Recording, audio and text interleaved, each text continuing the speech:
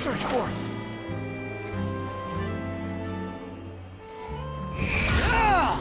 Ad Astra Abyssosk. Welcome to the Adventurers Guild.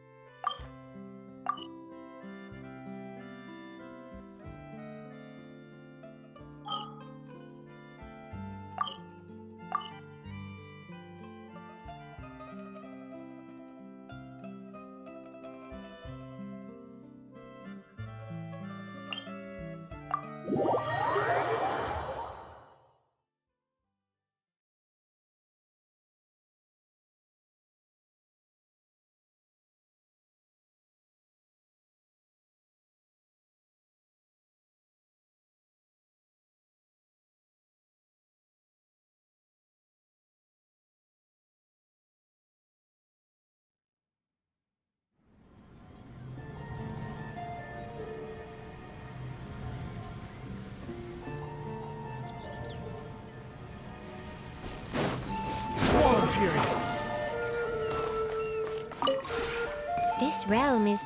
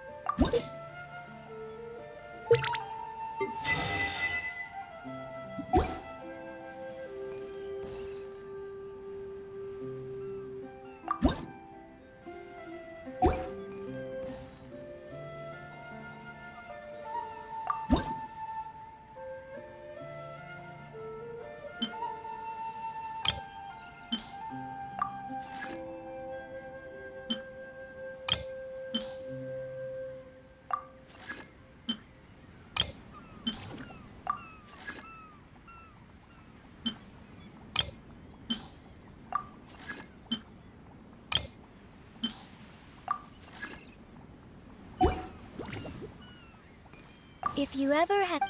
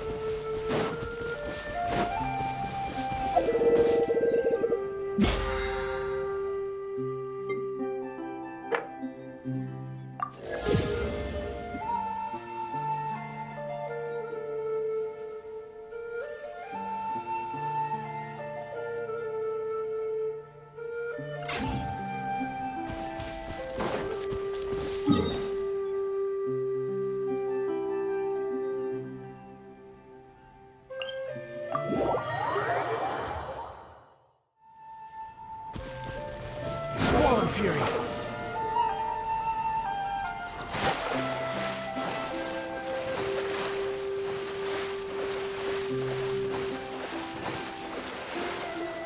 Sun rises.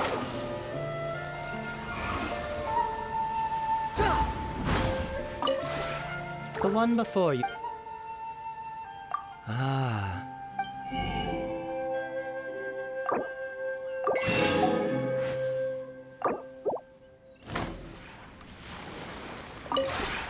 The one before you is known as Jade Seeker. One travels far and wide, seeking naught but to witness all of the treasures this world has to offer. Ah.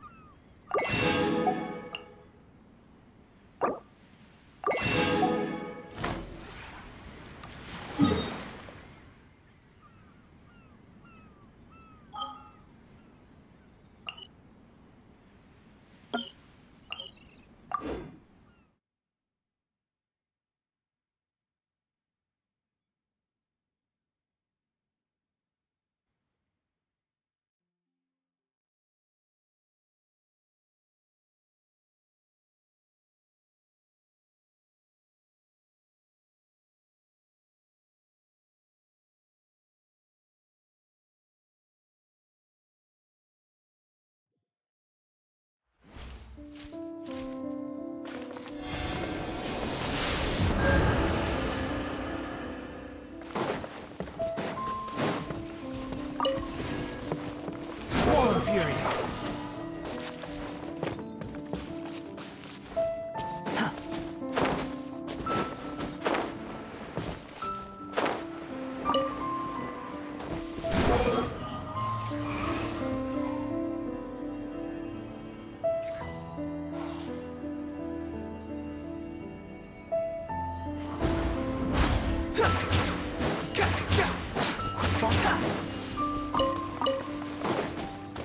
Sun rises.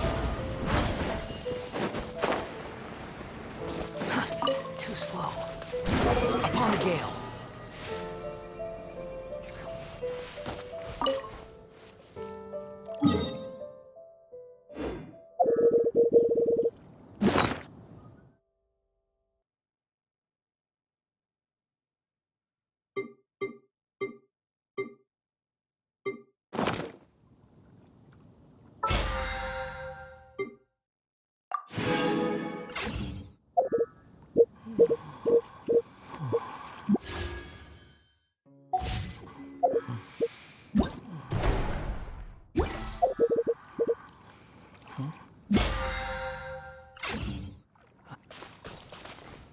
Swarm fury!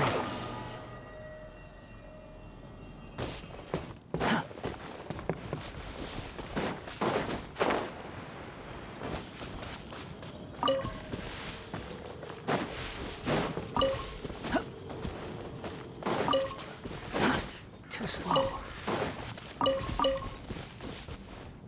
Quit following me.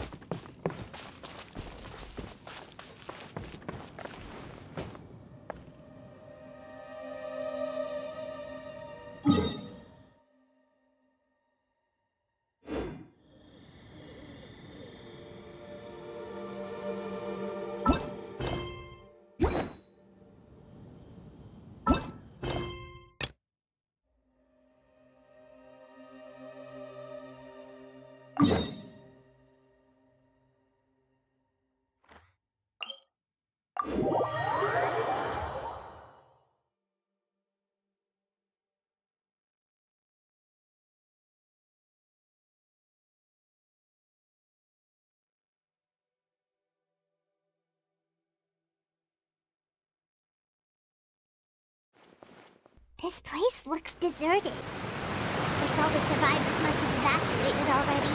All that's left here are signs of devastation. Could Farina really be here? Let's try to find her as soon as possible.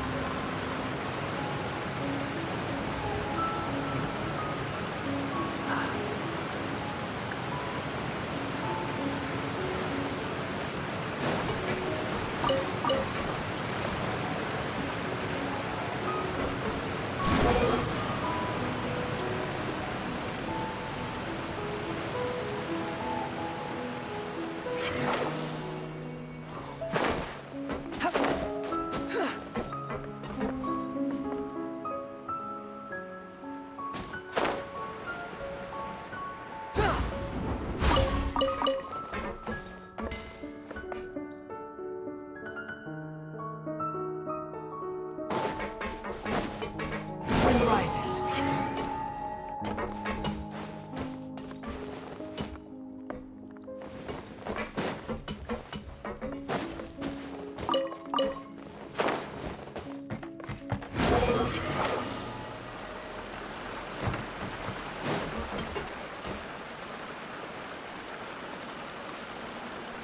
Swarm Fury.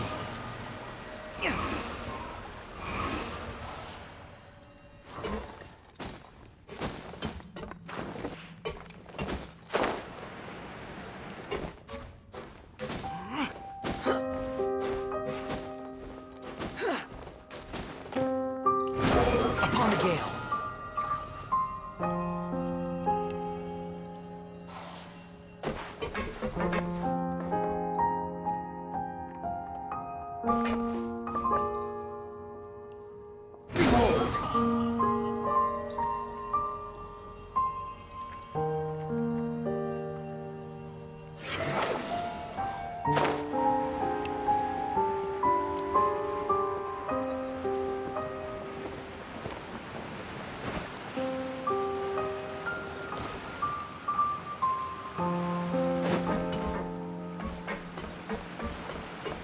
Swarm Fury.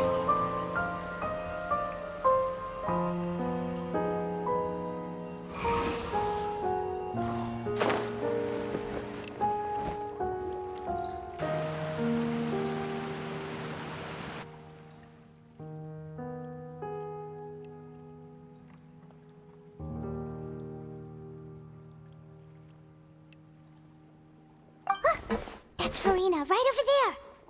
She really is here all on her own.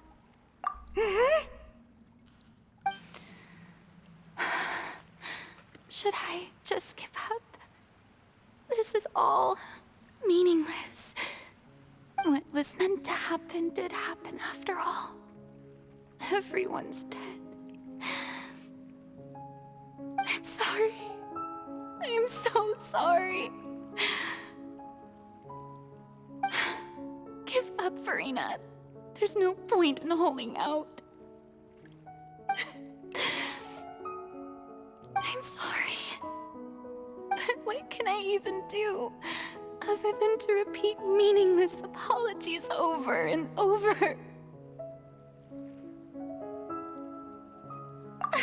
Who's that? Don't worry, Farina, it's just us.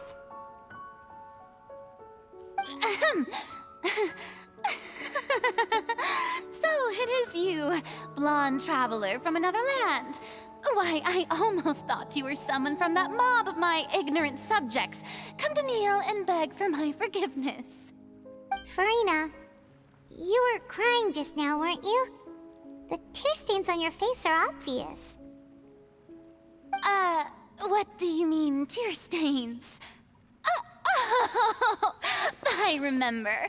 The show at the Opera House earlier this morning was so moving. I'm still trying to process it. Who did that uncivilized rabble think they were, disturbing my enjoyment of the arts? They even dare to tout their Archon. I must teach them a lesson. I can just imagine their twisted and frustrated faces once they realize that I'm nowhere to be found. Oh, and I'm sure Nouvellette and those people from the Maréchal say Phantom are freaking out right next to them, too.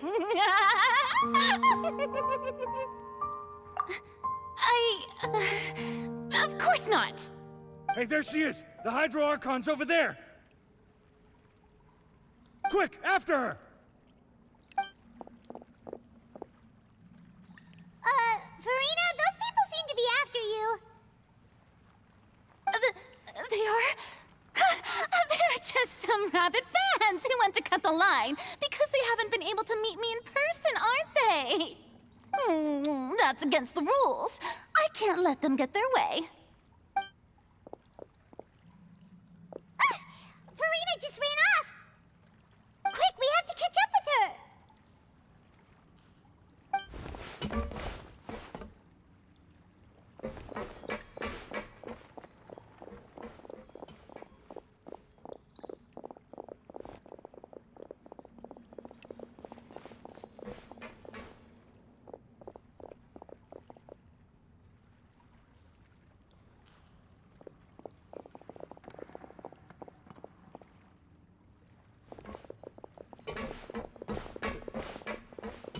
This should be the place, right? Hey, Farina! There's a good hiding spot over here. Quick, come to Paimon before the rest of them catch up to you. What is this place? Hurry, they're almost here. Fine. I suppose haste is warranted. Lead the way.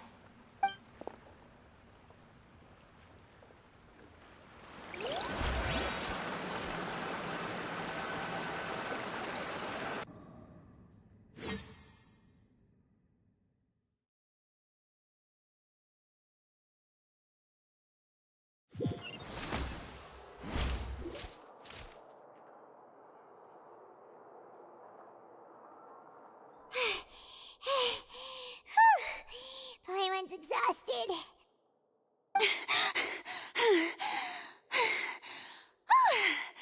I'm so tired. I totally thought they had caught me. No, I merely gave in to the sheer enthusiasm they displayed.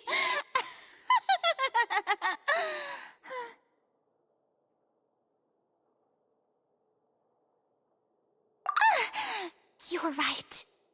Yep, that's a good girl.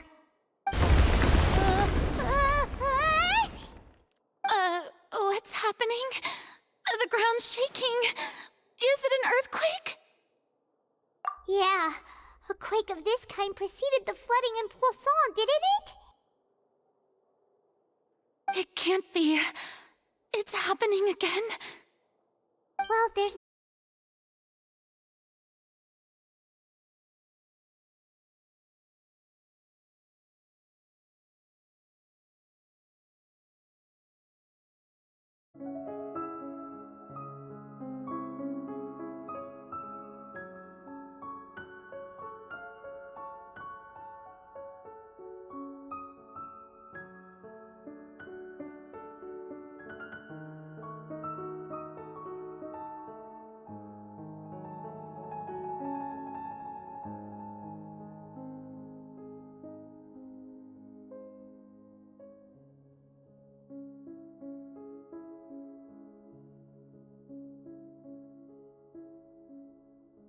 We cannot make an enemy of the divine. No matter what we do, the will of the heavenly principles will have its way, and the prophecy shall be fulfilled.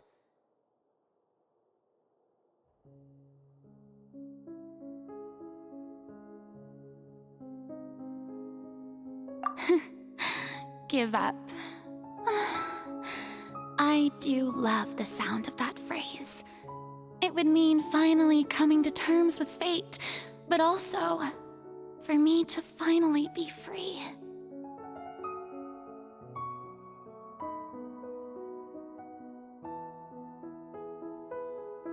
Indeed, I've thought about giving up so many times, especially after we almost lost Poisson. Fate is really unreasonable, isn't it? It has no heart and obeys no rules. The prophecy has only just started to come true, and so many people have already lost their lives. But just now, it all became clear to me. I still don't have the right to come to terms with fate on behalf of everyone else. As long as the final moment hasn't come, it's still not too late. Don't worry.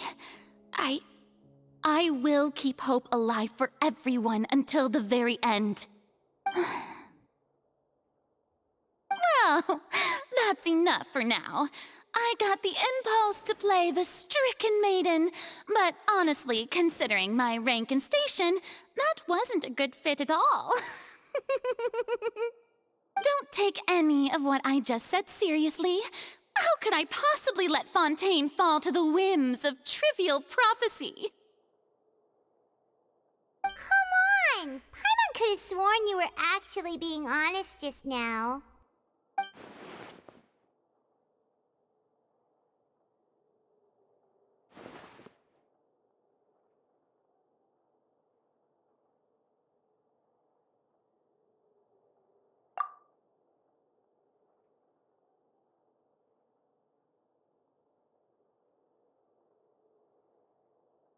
Cher, my burden. That's impossible. It was fated right from the start that this would be my duty alone.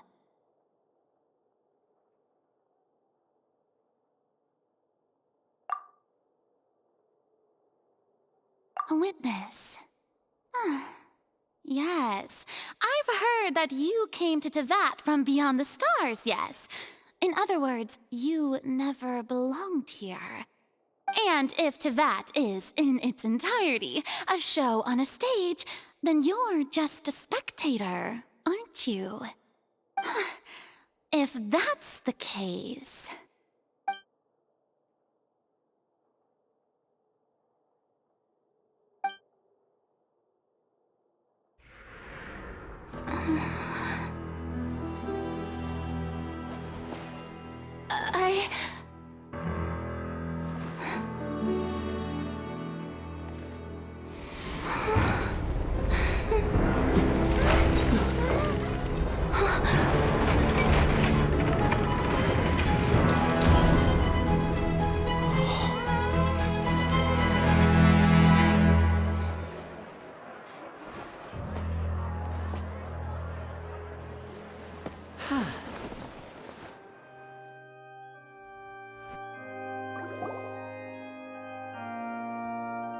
Ladies and gentlemen, this concludes my opening performance. Now, without further ado, we may proceed to the trial of our god. So this is what it is. Yes, you deserve praise for the effort you took to raise the dramatic stakes. Do not forget, however, that I am Fosalor, the god of justice, the embodiment of justice itself. Does it not strike you as even the least bit absurd to bring the very concept of justice to trial? May I interpret these words as your refusal to stand trial? In that case, you will have the opportunity to defend your honor through a duel. You would draw your blade against a god? I see. It seems like you have made up your mind.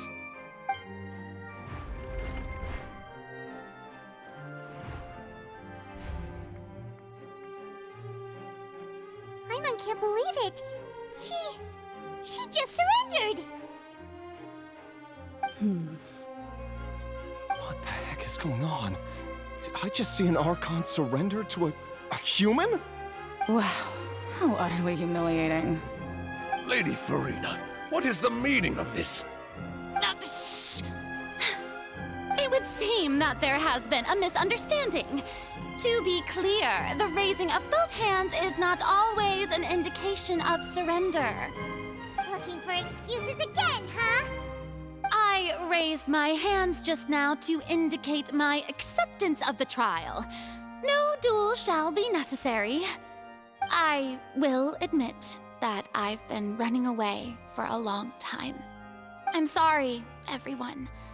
I was unable to protect the people of Poisson. It is my duty to stand trial for my crimes. You are not the only ones to be disappointed in me. I, too, am exceedingly disappointed in myself. But now, it is time for the Hydro Archon to show you her courage and resolve. I, Farina, will use this trial to show the world the true meaning of justice! This time, I will protect you. Applaud and rejoice! One of the most outrageous and fantastical arcs known to the opera epiclese is now unfolding before your eyes. Mark my words, this shall be one of the most exhilarating and brilliant shows ever to grace the stage of Fontaine! The trial of the Hydro Archon, Fosalor, will now begin! Woohoo! Oh, now we're making history! Why does it feel like Farina just took over the whole thing? Like, come Genshin! Didn't she just get forced to stand trial for her crimes? Also, even though she's still acting super dramatic, she is taking this seriously this time, right? All right, then. Who will be my opponent in this trial? The court asks the prosecutor to please take the stand. Is that so? Very well. Then please speak, witness of Tivat, my accuser and fated opponent.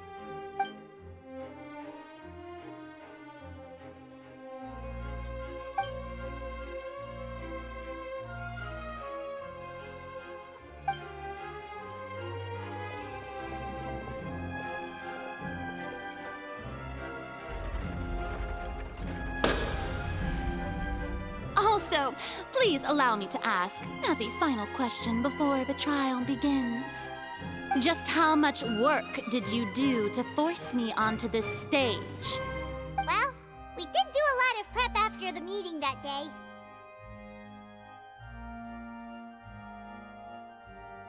I can go over the tasks assigned to the Spina di Rosula, since they were rather straightforward and easy. Navia, the president of the Spina di Rosula.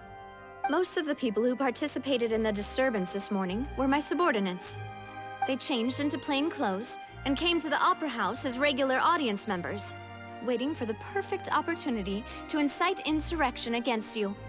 The people's resentment against their Archon has been building as more and more of the prophecy is fulfilled.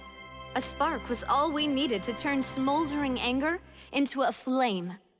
Moreover, according to our understanding and analysis of you, when something like that occurred, you would likely flee the scene and head to Poisson by yourself. So, we arranged for a second group to lie in wait there. So, you mean, the ones who scoured the settlement for me were also from the Spina? And their goal was to force you to step into the giant magic box so you may personally participate in the greatest magic performance in all of Fontanian history. That's right. That house was a magic box, rather than someone's residence. As the super ultimate version of the setup that I used when I first performed at the Opera Epiclese, the volume of the box was increased by a whole order of magnitude, and the distance it traversed was the entire gap between Poisson and Aranias. Its cargo, of course, was an Archon instead of a human. My thanks, Farina. Without your help, we could never have pulled off such an extraordinary performance. You're welcome?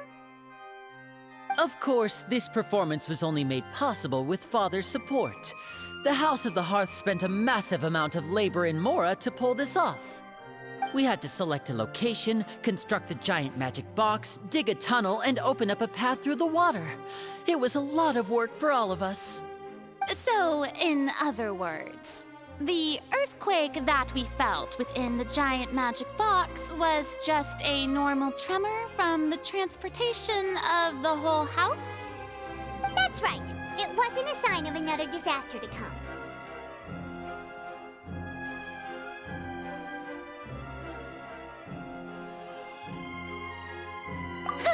Then, I can guess Nervilette and Cloran's parts.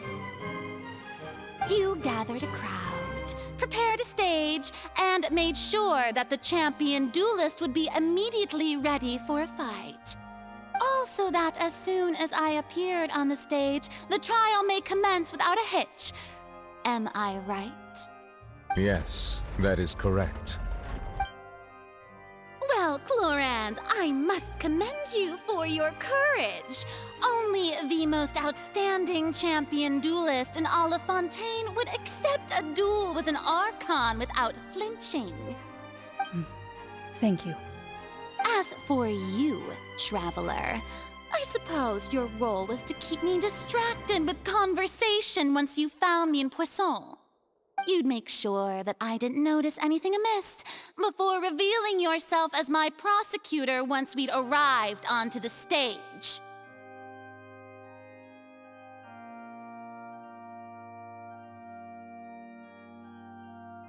Oh?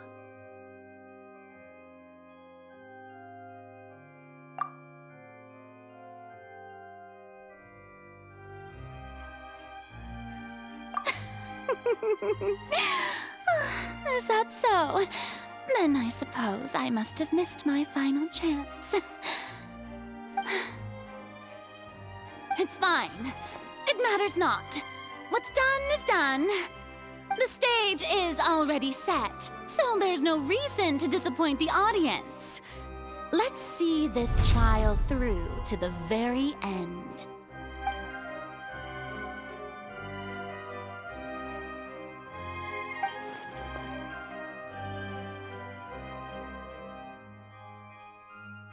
Sir Prosecutor, please allow me to pass this along.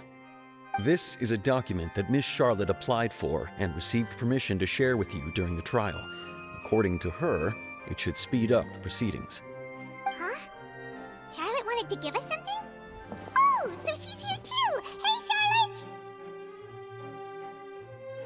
Oh, let Paimon see. Isn't this the exclusive interview that she did with us before? So she's already finished it, huh? Wait, then that means this document is a perfect timeline of everything that's happened ever since we stepped foot in Fontaine! So in other words, we can refer to this anthology of evidence every time we want to use something from our journey as evidence for an argument! Let's quickly confirm the information in it. Just think of it as a refresher, alright? You defeated the Hydro Archon in the very first duels you took part in at the Opera House. That's one for the history books, all right. I didn't think that you'd wind up getting to the bottom of the case I'd been following all this time. I guess you could also see this as a happy coincidence. This is the first time Monsieur Neuvillette had a difference of opinion with the Oratrice. Even the Hydro Archon can't figure it out. A Fatui Harbinger. She's an extraordinary person. Her instinct must mean something. The fortress of Meripede was almost destroyed in a single day. That I didn't witness that scene personally will always be a source of professional regret, I think. According to Monsieur Neuvillette, both Child and that whale should have been in the primordial sea at that time. I nearly lost my awesome friend Navia. To be honest, that still gives me shivers. The words of someone as extraordinary as a witch can probably only be truly understood when something surreal happens to you.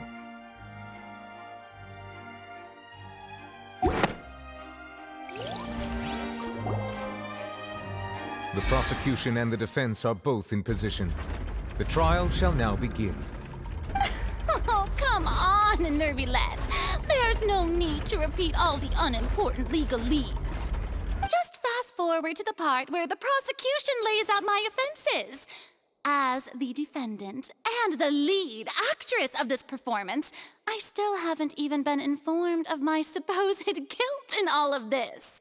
Of course, it is only natural for humans to struggle to understand the actions of a god. However, you will need more than that to convict me of a crime. That's true, but my charge here is unrelated to your conduct as an Archon. Instead, I would like to charge you as a fraud who's never been the Archon in the first place. Wait, what was that? Lady Farina's a fraud? Hey, I came here thinking that we were going to try the Hydro Archon for forsaking her duty, but did I hear that right? She's not our Archon at all? Charge accepted. Lady Farina, do you plead guilty to the charge?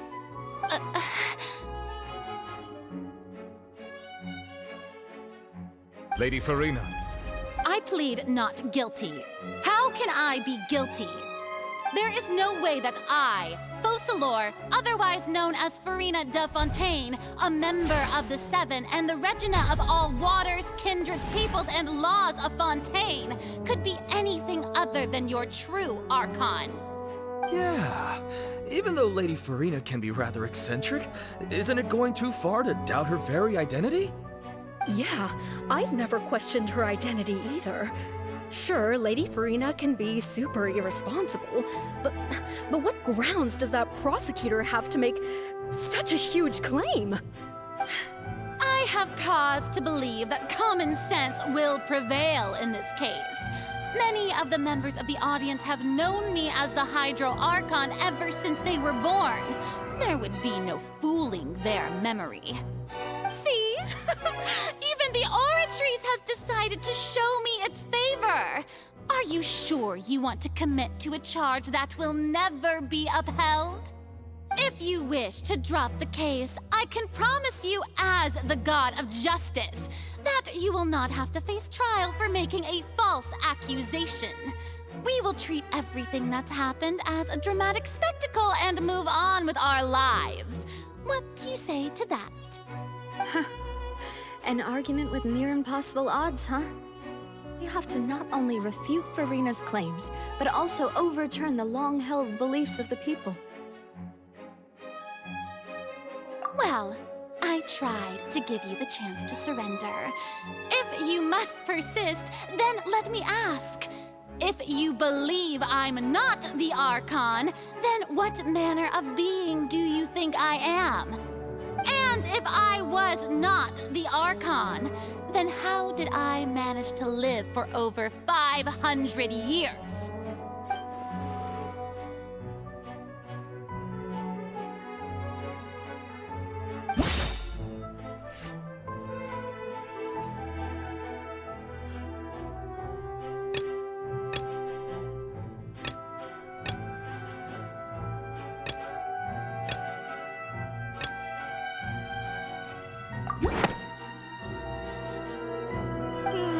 That doesn't sound right. Paimon doesn't think this clue can be used as compelling evidence to build our case.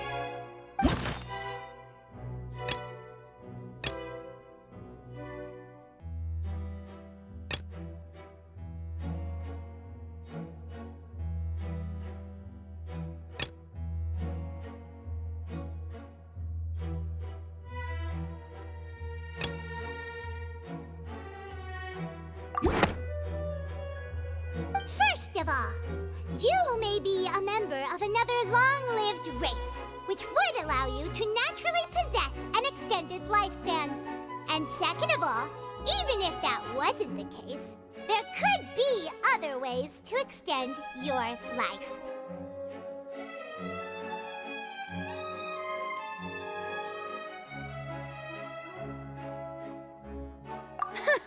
Who gave you that idea? Was it the knave? You'd sink so low as to use a harbinger's words against me. A curse? I once thought it possible that the aura of an Archon might naturally resemble a type of curse. But in light of this claim, perhaps what I sensed was not your divinity, but a curse after all. You sensed it too, huh, Nervalet? Lady Farina is actually a human? Well, it is true that it's extremely difficult to tell humans and gods apart just by looking at them. It's not impossible.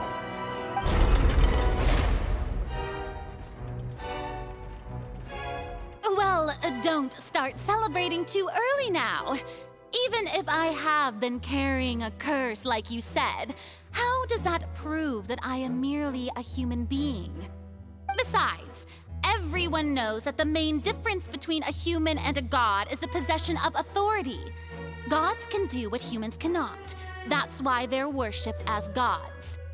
For centuries, manifestations of my authority have served the nation of Fontaine. One need only to turn their eyes towards the Oratrice Mécanique d'Analyse Cardinal in this very opera house, or consider the indemnitium that is used in every aspect of life.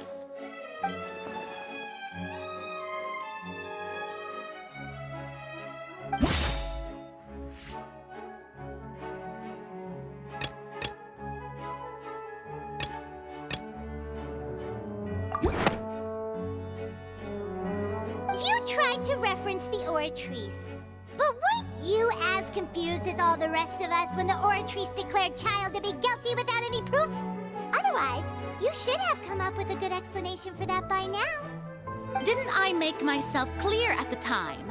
The decisions of the gods are naturally difficult for humans to comprehend. There is no need to provide an explanation. Lady Farina, I believe a reminder of your current circumstances is in order. While the court is in session, the principles of justice and the law must come before all else.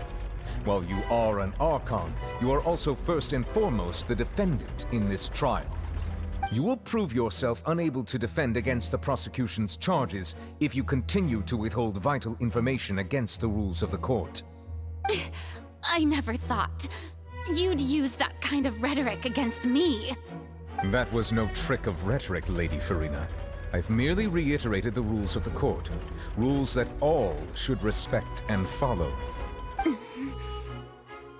So, you neither knew why Child was declared guilty, nor did you understand the structure and operations of the Oratrice.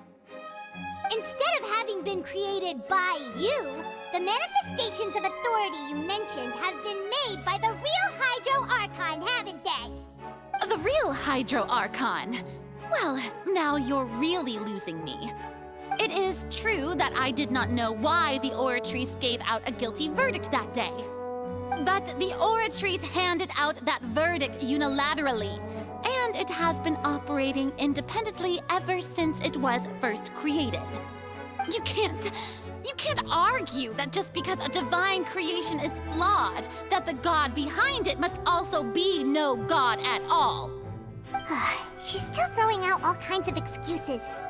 Seems like she's confident that we won't be able to produce proof that she has no power over the Oratrice.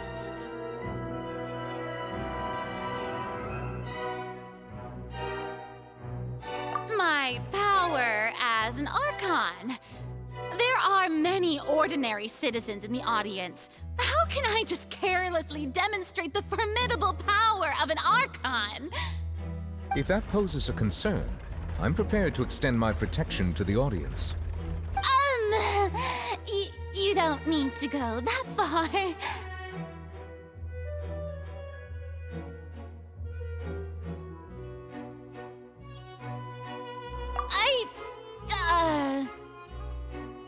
Aren't you the Hydro Archon? Or is it that you can't even wield the power of Hydro, much less the authority of a god? Indemnitium! Yes! It's all because of Indemnitium! All Archons derive their power from the faith of the people, and I've converted the people's faith in justice into Indemnitium! Thus did I give up all of my divine power to provide everyone with energy for their daily lives. Have you ever seen a more magnanimous god? Isn't that a huge stretch? Yeah, no matter how generous an Archon can be, how could they give up all their power? Can a god with no power even still be called a god? It seems like nobody's buying Farina's excuse. Hey, come now, everyone! Please don't stare at me as if I was a liar! I'm still the same Farina you knew, right? The one that you loved! Shouldn't you want to believe in me? Please? You've got to believe me! If what the prosecutor said is true, she really has committed a grave offense. Did she deceive all of us? And all of our parents and grandparents too? And all of our ancestors? Ever since they were born? Enough! That's enough! Tell me then, if I'm not the real Hydro Archon, then who is? If you have no evidence of another Hydro Archon's existence, nor can you find anyone who can back up their claim to be such, then what grounds have you to say that I'm not actually the real deal? Wow, she came up with yet another argument. How can we refute her now? Seems like she really doesn't want to give up.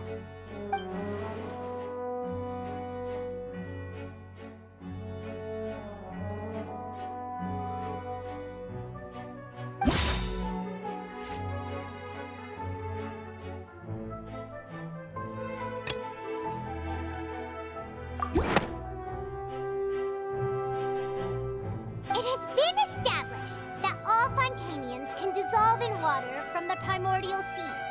And that means... Since you insist on claiming to be a god and not a human, then there's a method that you can use right here and now to eliminate all suspicions of you being the latter.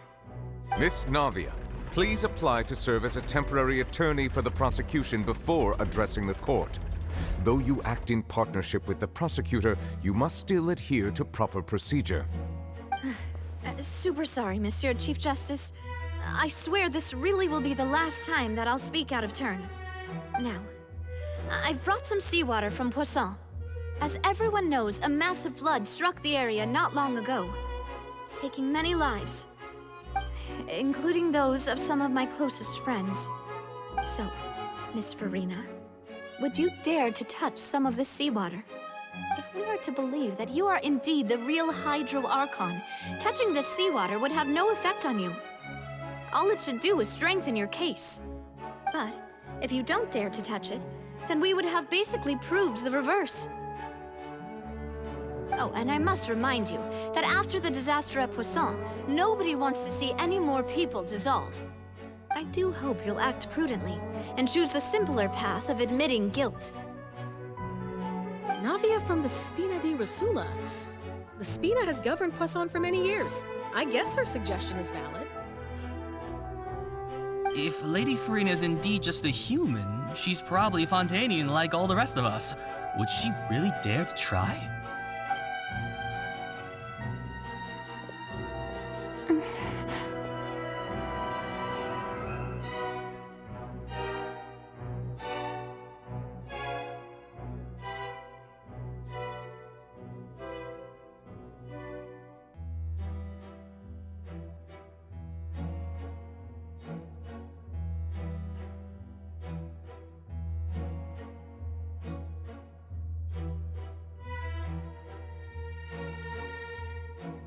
Lady Farina, this test has been unilaterally proposed by the prosecution.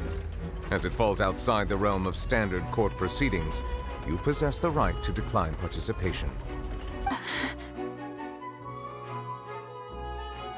Well, of course he had to tell her that. But refusing to participate is basically the same as a confession of guilt. She's just staring at the water without saying a single word. It really does seem like she's quite terrified of it. That could only mean... What's going on? Is she really planning to... That's not what we thought she would... Due to the inherent risk of the test, Lady Farina, you may...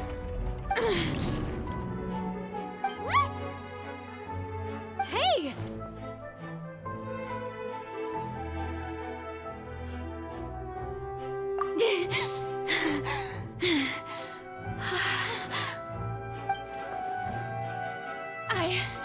I'm fine! Look at me, everyone! My hand is still here! I haven't been dissolved! Will you believe me now? I really am your Archon! I'm nothing like a normal human who would fall apart as soon as they touch this water! Really? Was this not the most obvious thing in the world? Miss Siegewien? If you're present, Miss Siegewien, please come forward and attend to the defendant. Siegewien? Don't be nervous. It'll just take a few seconds. Let me see. That should be enough. Please announce the results of your evaluation to the court, Miss Siegewien. As everyone doubtlessly saw, Miss Farina was displaying symptoms of hyperventilation and flushed skin. These indicate that she was experiencing the adverse effects of exposure to primordial seawater. The extent to which she was affected is the same as other humans when exposed to primordial seawater of a similar concentration. Thank you, Miss Siegewien. Lady Farina, you may return to the defendant's stand. Oh, wait. What did she just say? I didn't get dissolved! Shouldn't that be enough to prove my innocence? Well, considering your tendency to run from your problems, we did originally prepare a direct sample of the seawater around Poisson. However, After extensive discussion, we exchanged it for a sample that is not concentrated enough to dissolve an actual human. After all, on the off chance that something entirely unexpected might occur, we don't want anyone else to lose their life to the sea. Yeah, so out of regard for Farina's life, you secured a low-concentration sample and asked the head nurse to serve as an expert witness. It's a great thing that the direct sample wasn't actually used. Farina could have... I can't believe... you...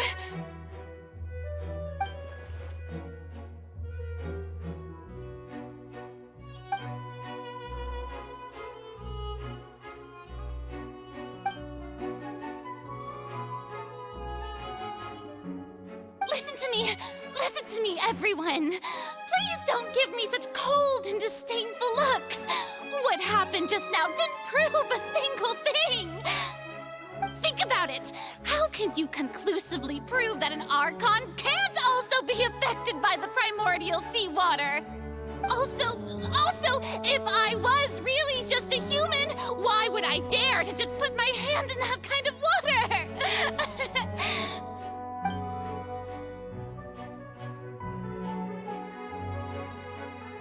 Please, everyone, anyone, just listen to me. I swear, I really am your Archon.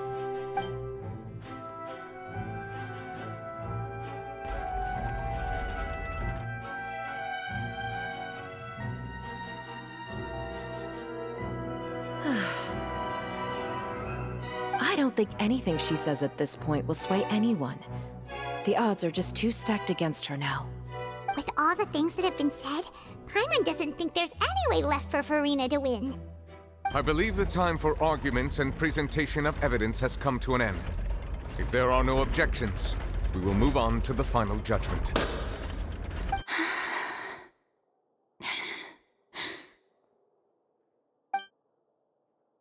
I don't think anything she says at this point will sway anyone. She's too stacked against her now.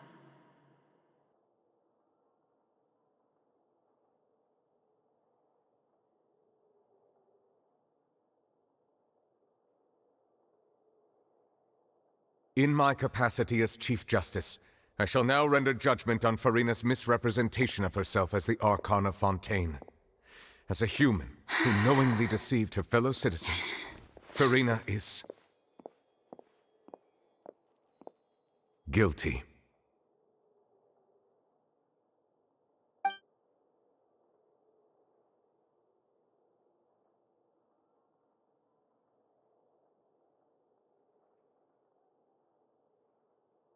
We shall now turn to the Oratrice Mécanique d'Analyse Cardinale to render the final verdict on the charges.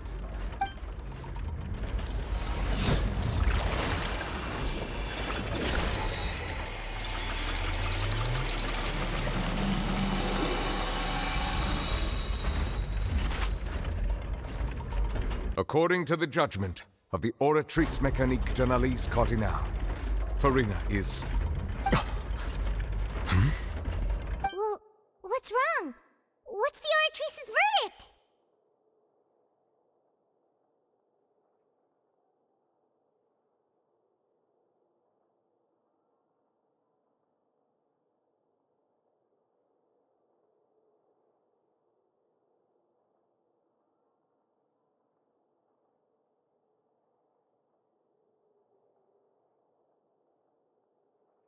No. The Oratrice also displays a guilty verdict. Isn't that correct, then? However, the exact wording of the verdict is thus. The Hydro Archon, guilty, to be punished via the death sentence. The death sentence? That's actually one of the available sentences? I've always thought that it was just a myth.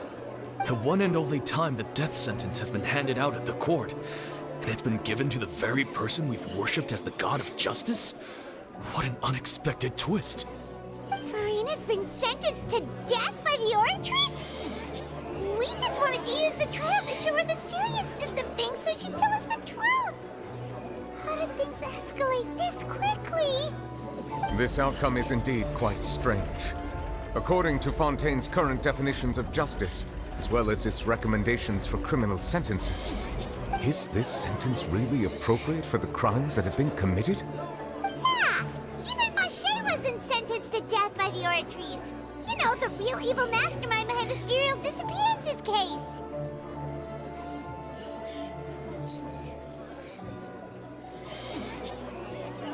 Indeed. Not only is Farina's sentence overly excessive, the very point of our trial today was also to prove that Farina has never been the Hydro Archon in the first place. But now, the Oratrice seems to have deliberately invoked the title of the Hydro Archon. What does this mean?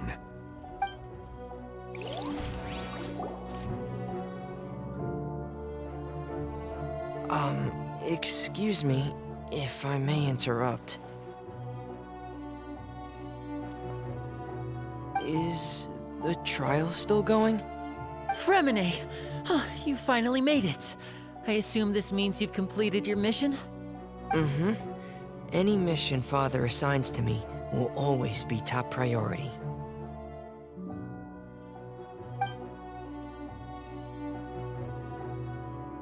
Is that the first prophecy slate? Huh. So the knave privately arranged for Fremine to try and find the missing slate. I looked everywhere and finally found it at the bottom of the sea. It took me a long time to get around some dangerous stretches of water. But has the trial already concluded? Then doesn't that mean I've come too late? Oh no. Father will be disappointed in me.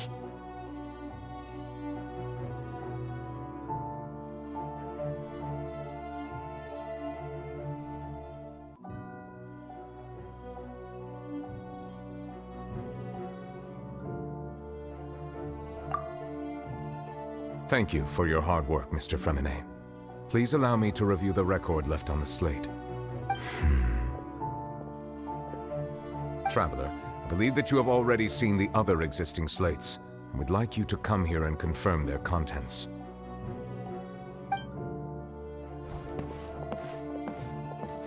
Huh? So what do you see? What is it?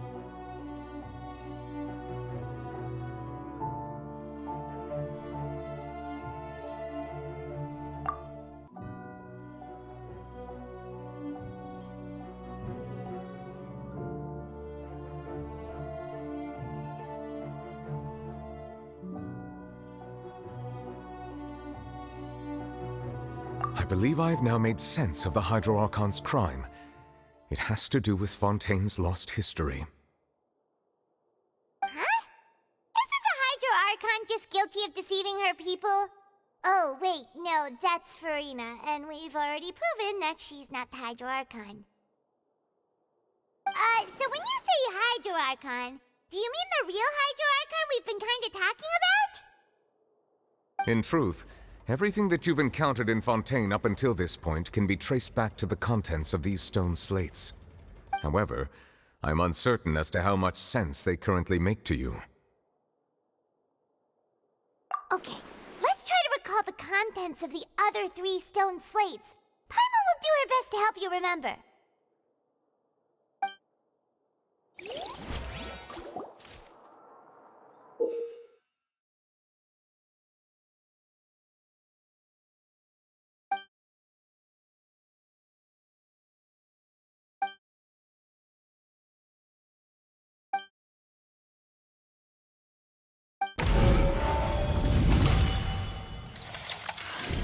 The first stone slate describes what you just said.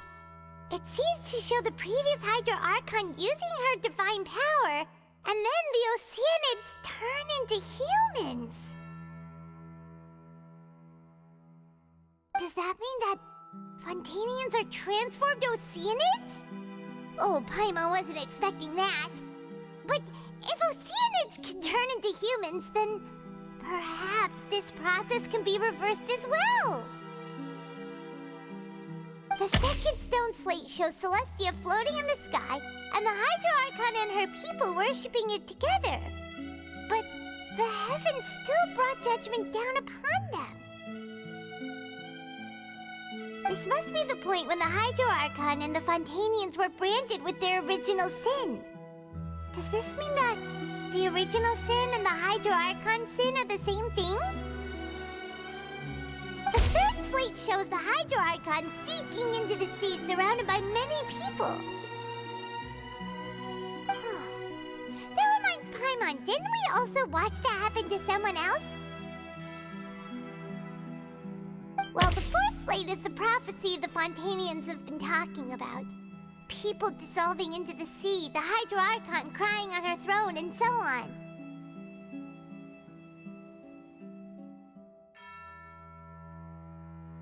We didn't believe that such a crazy disaster could happen at first, did we? But after that incident, it was just a question of when and not if.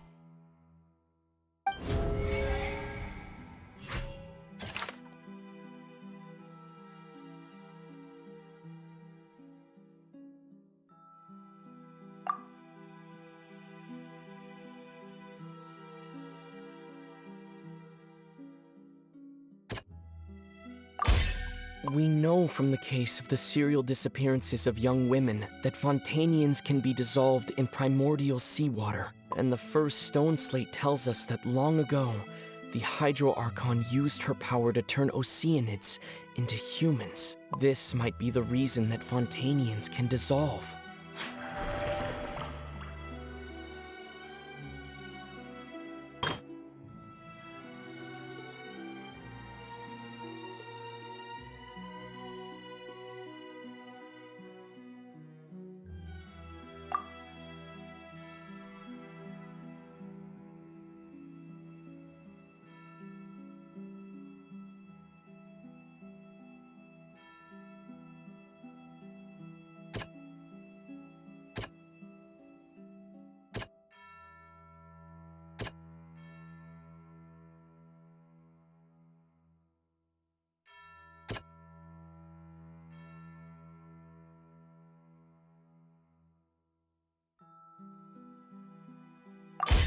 Perhaps what is about to take place has all happened before. The true sin of the Hydro Archon that Nervalet mentioned, and the original sin cast down on the people of Fontaine by Celestia, as recorded on the stone slates.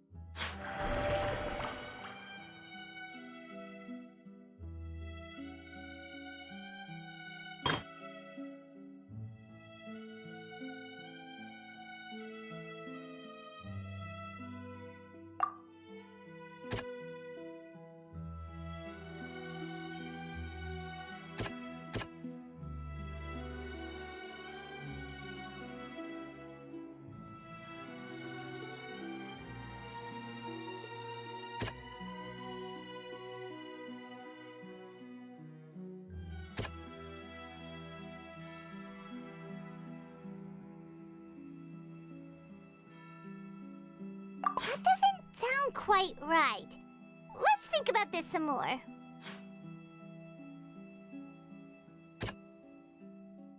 That doesn't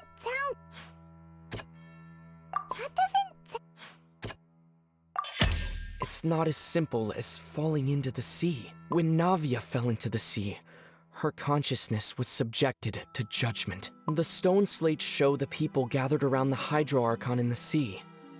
Could that be alluding to the same thing?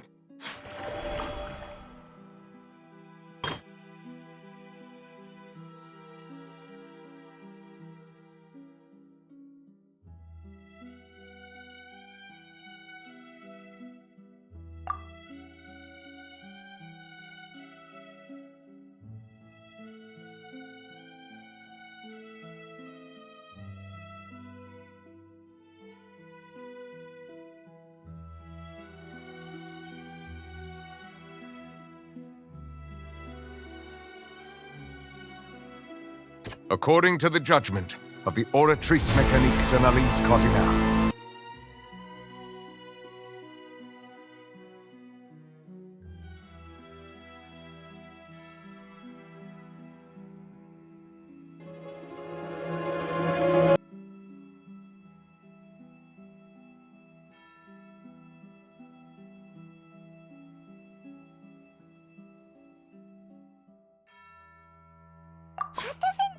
didn't quite... The prophecy from the stone slates found its way into society, but not many people believed it at first. The fortress of Meropide was nearly flooded with primordial seawater, which we know can cause Fontanians to dissolve. It seems increasingly likely that the prophecy may come true. If we hadn't dealt with it in time, things could have gone very badly. They'll dissolve into the primordial sea but won't cease to exist. Their essence will flow in the seawater, converge, and take the form of an oceanid.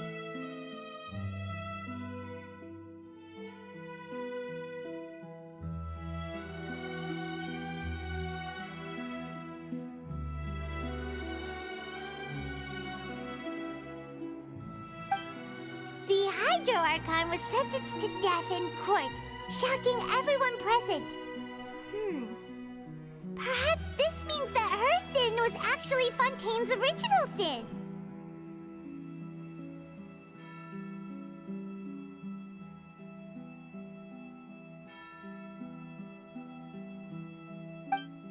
Navia fell into the water inside those ruins, and she nearly dissolved. She was surrounded by the people of Poisson in a court within her consciousness, and was forced to take part in a trial meant to make her stay.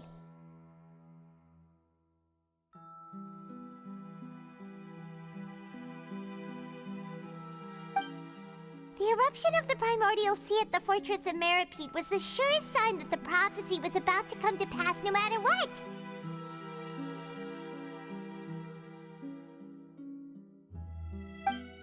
The prophecy's contents can all be verified by recent events. If we combine what we know together, loads of truths should come to light.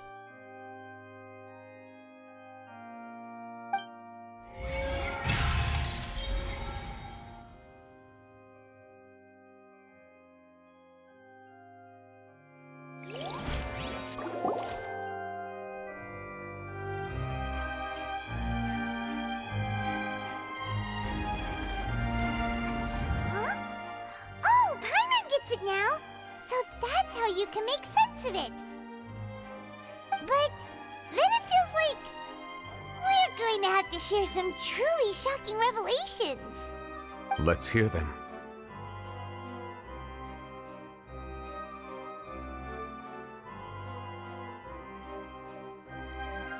Incredible! Linny, did you hear that? We're not real humans. All Fontanians were originally created by the late previous Hydro Archon, with Oceanids as their basis. The evidence for that can be found in how only Fontanians could dissolve in primordial seawater, and how all the girls Vacher dissolved were also turned into Oceanids. Oh, and according to Navia, when she was about to get dissolved, she also saw everyone gathered around for a trial, all of them in the shape of Oceanids. Indeed.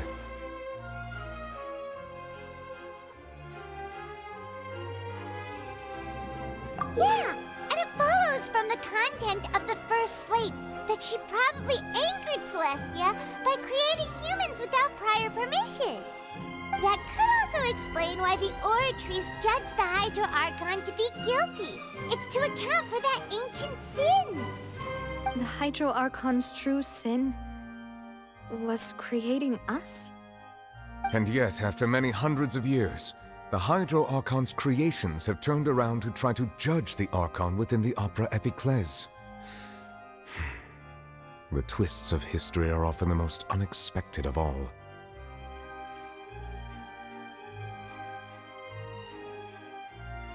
Yeah, isn't the image here just like when Navia fell into the sea? So wouldn't it be trying to show the image of the Hydro Archon also falling into the sea once the prophecy has been fulfilled in the fourth slate?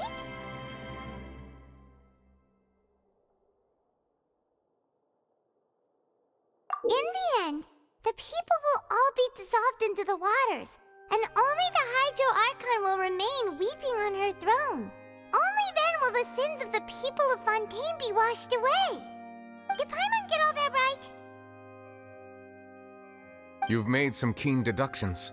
I must say, given how much you still don't know, it is impressive that you've already managed to connect so many pieces of the truth.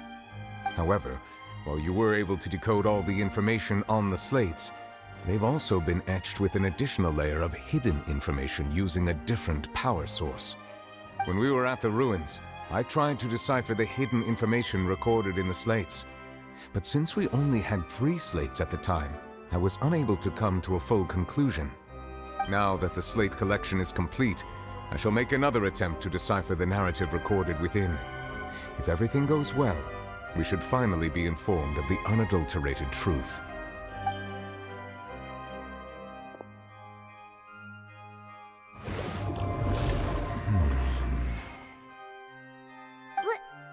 Well? Did you get it? I believe I should share this truth not only with you, but with all the people of Fontaine as well. I will try to briefly summarize it for you.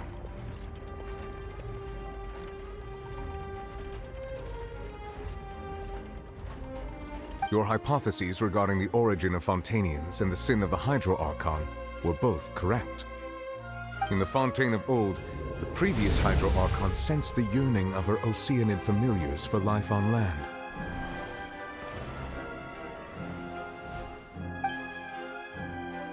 The Oceanids were enamored with the beauty and romanticism of human beings, and wishing to have those experiences for themselves, expressed to the Hydro Archon their desire to become of a similar kind. However, even though water as an element is intricately linked with the power of life, the Hydro Archon, as one of the 7, did not possess the authority to create a new form of human life. Not one to give in, she eventually found a way to create permanent humanoid bodies for her familiars by appropriating the power of this planet's primordial sea. She poured primordial seawater into the Oceanids' blood vessels, creating humanoid mimics in the process. But if Fontainians were to ever come into direct contact with water from the primordial sea, the power within their bodies would escape these artificial restraints and return to the sea. As a result, their forms would collapse, and they would be reverted to their original forms as Oceanids. Of course, the Hydro Archon never received permission from the heavenly principles to create a new human race. And thus, the Hydro Archon and all of her creations came to shoulder the original sin of appropriating the power of the primordial sea. That is the true history of how the people of Fontaine first came into being. So we were all Oceanids before we turned into human beings? That's way too much information for me. I think I'm just going to pretend that I never heard a single thing. Wait, but if that's the truth, we can't let the Hydro Archon be sentenced to death. After all, her only sin was creating us. This really might be too much information for your regular Fontainian, but it does answer a lot of our questions. Alas, your hypothesis regarding the 3rd and 4th stone slates was inaccurate. The slates' respective positions are, in fact, correct.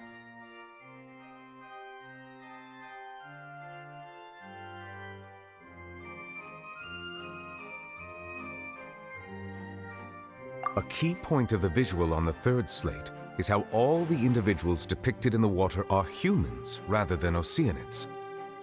They have not been dissolved, which implies that the water depicted in this slate is not water from the primordial sea. The nation of Fontaine is the nation of Hydro, as well as the nation of trials and justice. Instead of being the literal element, the water in the scene symbolizes judgment and justice. You may also recall Navia's experience. When she fell into the sea, her consciousness was surrounded by that of many others who intended to hold a trial to determine her fate. Therefore, the meaning of the 3rd slate is that the people of Fontaine shall try the Hydro Archon at the court of justice.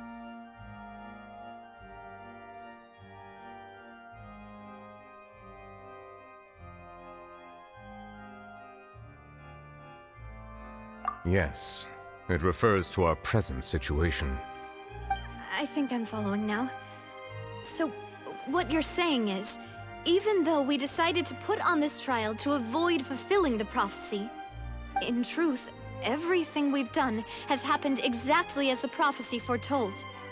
So now, it seems, we're the ones making sure it comes true.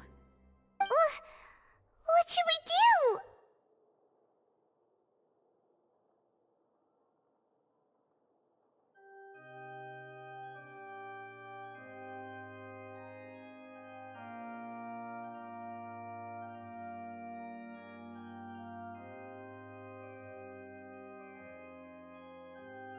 Huh. No matter what, the prophecy will be fulfilled. Is this what it feels like to be a prisoner of fate? If that's the case, does that mean the scene in the fourth slate will also be fulfilled soon? Traveler, I would like to point out another small fallacy in your deductions.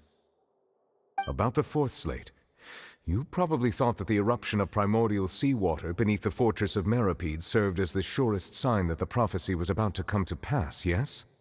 However, I believe that rather than being a sure sign, that eruption could in fact only be a small warning of something far worse to come.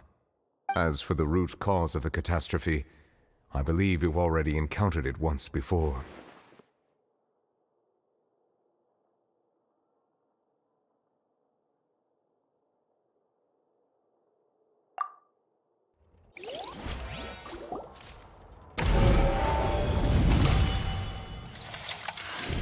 This eruption was just a small warning of the things to come. We must find the root cause of the disaster.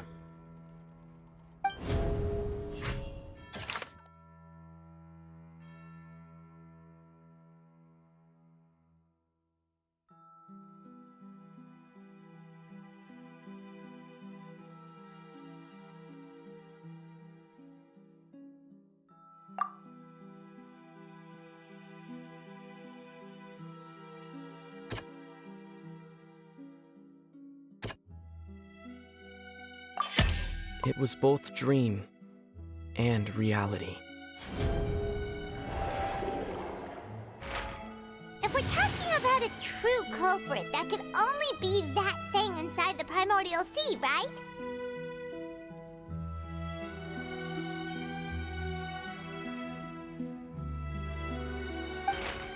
The truth, the original sin, the trial, and the root cause of the disaster.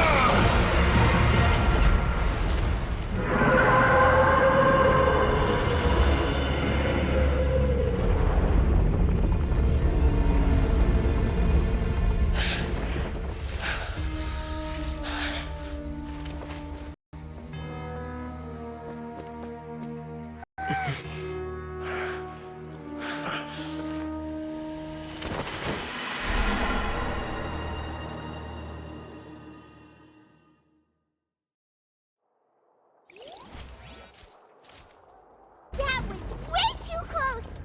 How did that thing just burst into the opera house? Wait, was that the huge whale you saw in your dream?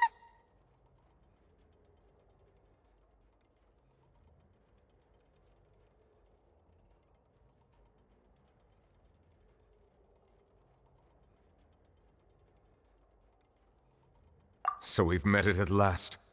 I understand very well why it has chosen to make an appearance here. That whale does not belong to Tevat. It is a monster that has traversed the stars, weeping all the while. It has been greedily consuming the energy from the planet's primordial sea, using it to grow.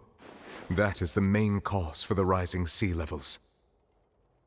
And once it has finished consuming all of the energy contained within the sea, its next step will be...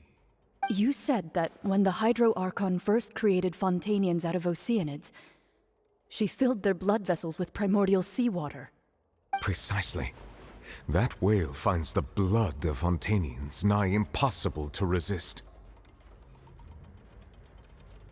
Therefore, when it left the primordial sea, it decided to make its next stop a packed opera house full of food. Food in the form of Fontanians. We just barely managed to push it back, right? In that case, won't it come back to target the people again once it's managed to recover its strength? That is correct. Indeed, it is more accurate to say that we should thank that Harbinger for buying us some time. Without him, the whale would have likely come onto land far sooner. From the way he looked, he must have been fighting the creature for quite a long time. That battle maniac. We've always known that he had a special connection with that whale, but we definitely didn't expect it to help us out like this. Anyway, now that we know that this whale is the actual cause of the disaster recorded in the prophecy, all we need to do to stop the prophecy would be to find a way to beat it up, right? It is too late. It had already absorbed too much of the primordial sea's energy before we could notice it. At this point, it has become practically integrated with the sea itself. Even if the entirety of Tevat were to be destroyed, it could still survive and swim off towards some other world. That's not something I will accept. We've already done everything we can, and we even found the true culprit. We've come so far. You can't just tell me that the last hurdle is some impossible foe. That's just not fair. Indeed, that's not how a grand performance should end. I'll fight it to the end, no matter what. So the prophecy will be fulfilled no matter what, huh?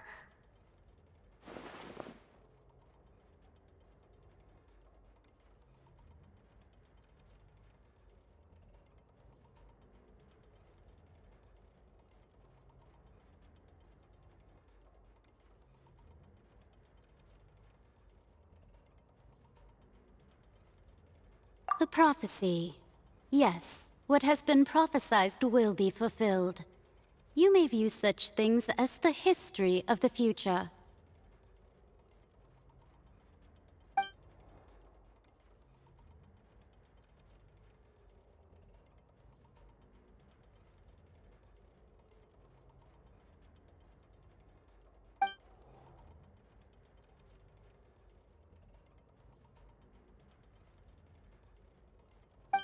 Just as prophecies are usually only the future as seen from the perspectives of the gods, could things be happening in hidden corners where the gods' gaze does not fall?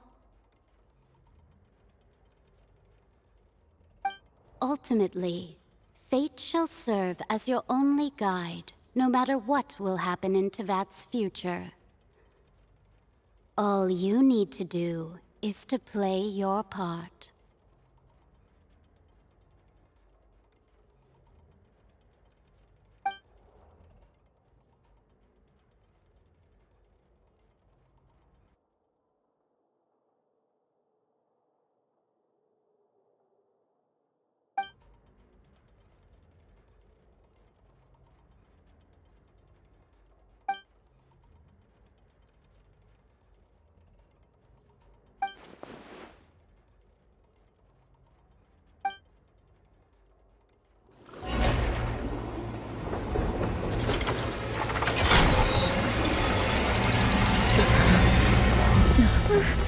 What's happening with the oratories?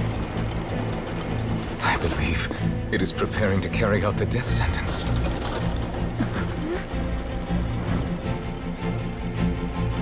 Farina!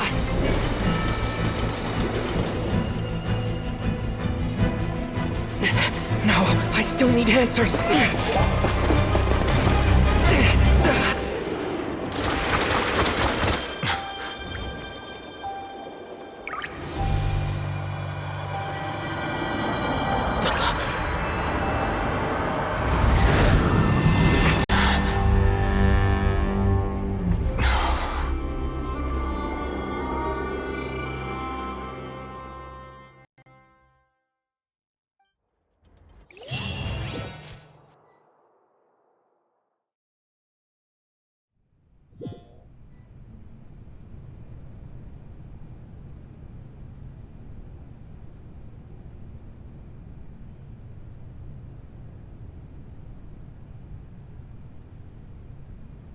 You.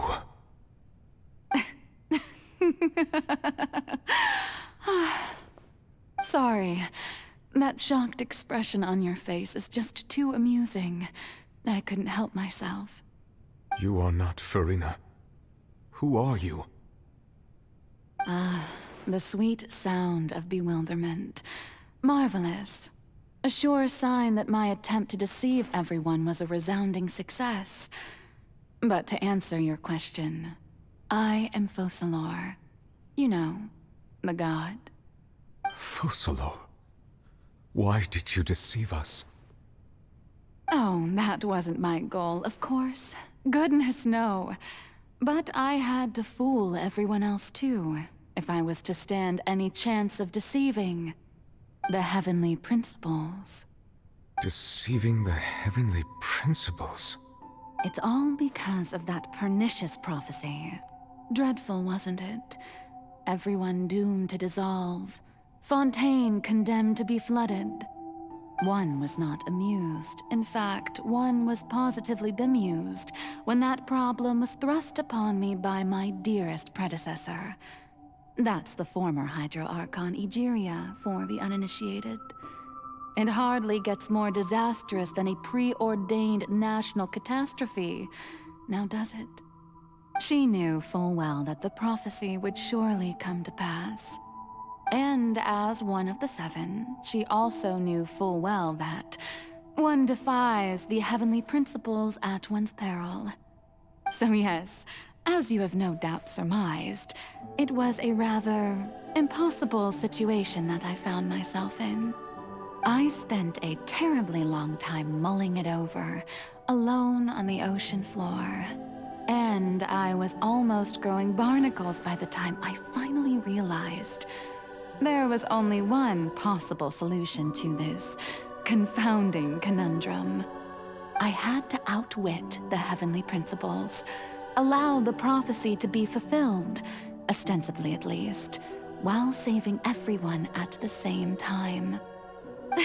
I'm a genius, I know. I can only assume that's why Egeria chose me as her successor. Although, looking back now, it was hardly the inheritance one dreams of. Between the task of saving the nation, the quotidian duties of the Hydro Archon, and not to mention the original sin of creating a new race of humans, I dare say she left me quite a colossal mess to clean up. But one can only play the hand one is dealt. I did not choose this, any more than I chose to be one of her Oceanid familiars. So you were also once one of the Oceanids, transformed into a human by Egeria's hand? Yes, I was. I always dreamed of becoming human. And I still do, even now. In my eyes, to be human is to be part of the greatest opera ever known. After becoming a god, I separated my divinity from my body and spirit, leaving behind only a self that was as naive and bewildered as my past self on her first day as a human being. The me you see before you now is that divinity, and the human counterpart I left behind, I named Farina. She could feel joy, sorrow, and everything in between. She could be as vain and conceited, or as meek and vulnerable as she wished. Her strengths were of a kind only a human could possess, as were her shortcomings. But in my eyes, Farina's humanity was what made her perfect. She was perfectly human in every way. The person I always wanted to be. Anyway, so then I cursed her. All part of the plan, of course. The plan to deceive the heavenly principles. Do you still remember the final scene of the prophecy? The Hydra Archon, alone, weeping on her throne. In order that the prophecy might appear fulfilled, I invited Farina to be an actress, to play the part of the Hydro Archon in the prophecy.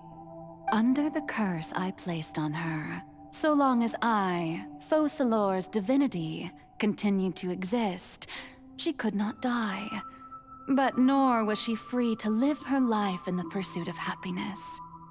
Instead, she was forced to take the stage in the opera house, to embrace the role of leading lady, to forever play the part of the god from the prophecy, all to create a deceitful appearance of that prophecy coming to pass. I suppose now you probably understand why your court is called the Opera Epiclese. But Farina is only human, isn't she? Even though she has had a long life, her mind is no stronger than that of any other ordinary human being. I cannot begin to fathom what she has had to endure. It must have been torture for her. It has indeed. And although she is, in a sense, me in human form, I most definitely owe her an apology for it. It's been 500 years, and all along, she's been playing her part in the most unimaginably long, unbearably lonely, and agonizingly painful opera of all time.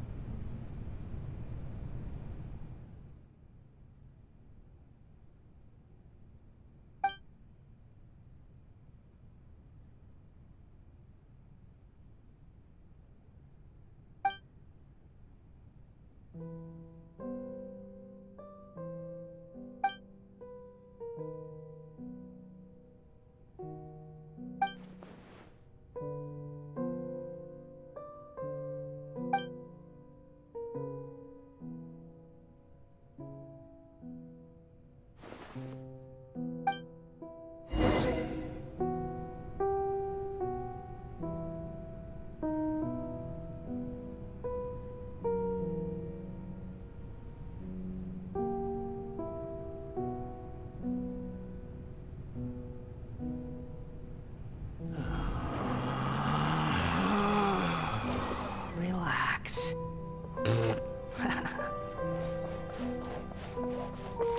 The wind rises.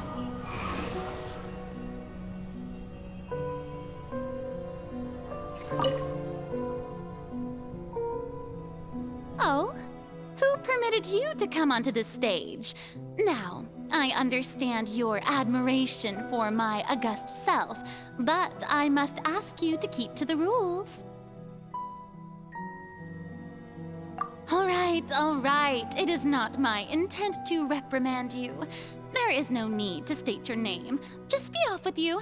Do not distract me from my performance.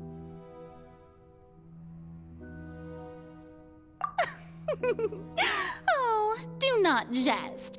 Can you not feel it? I am Focalor. The eyes of countless Fontanians are upon me. I must, at all times, display the utmost elegance and nobility.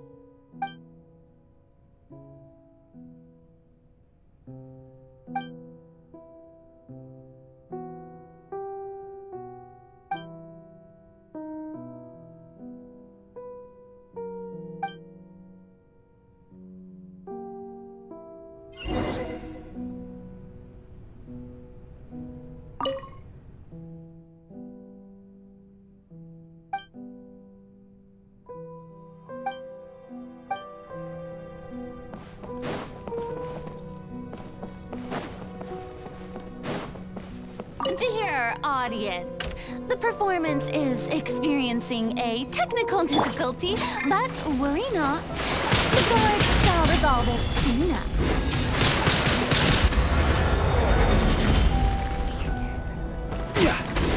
Behold! Wind strike! Born of ice and frost. Solidify! Wind rises.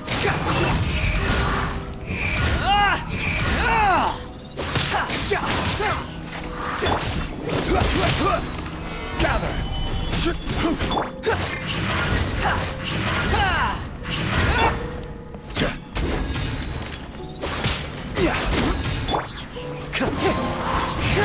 No touching! This is long overdue. Swarm Fury!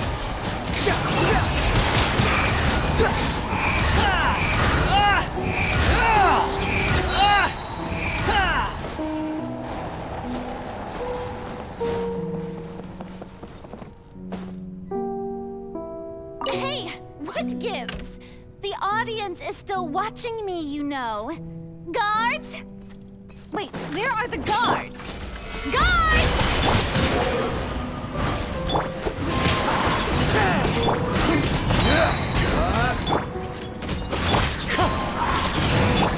Swarm Fury!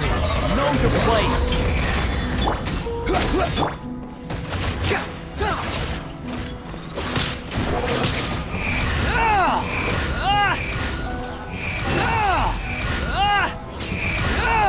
That's far enough!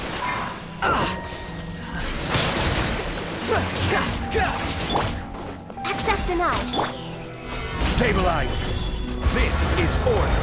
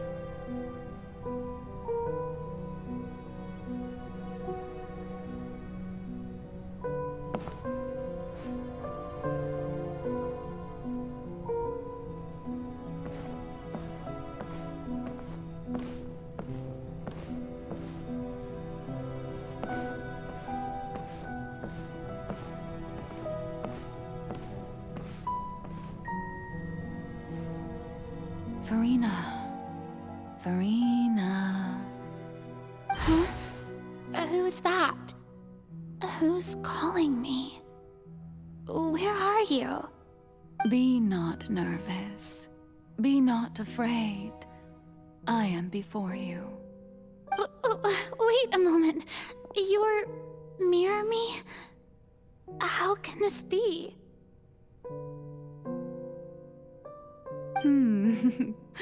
Mirror you, huh? You know what? That's not bad. Let's go with that. Mirror me? What do you wish to say? The prophecy. Have you heard of it? What prophecy? Wait. I know. I think. I don't know why, but it's in my head somehow. The people will all be dissolved into the waters, and only the Hydro Archon will remain, weeping on her throne. Only then will the sins of the people of Fontaine be washed away. Oh, very good. You know it well. What's going on? I can't seem to remember anything clearly. The only thing I know for sure is this prophecy. Will it really come to pass? Yes, it will. And that is why I've come to you. Disaster will come to Fontaine sooner or later. Things will develop just as the prophecy declared. There is no escaping it. But doesn't that mean everyone will die? I'm a Fontainian just like them. Will I dissolve too? Oh, don't worry.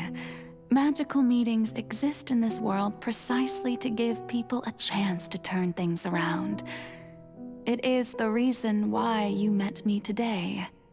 I will tell you how to save everyone, but you may have to suffer somewhat.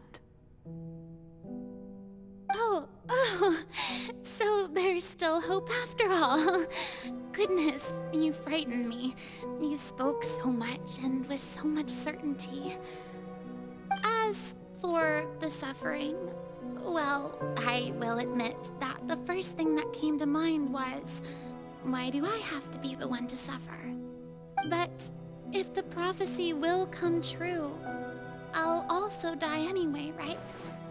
So if I've already met you as my magical meeting in this world, if there were scales, with all the people of Fontaine on one side, and my pain on the other, is it not obvious where the scales should tilt?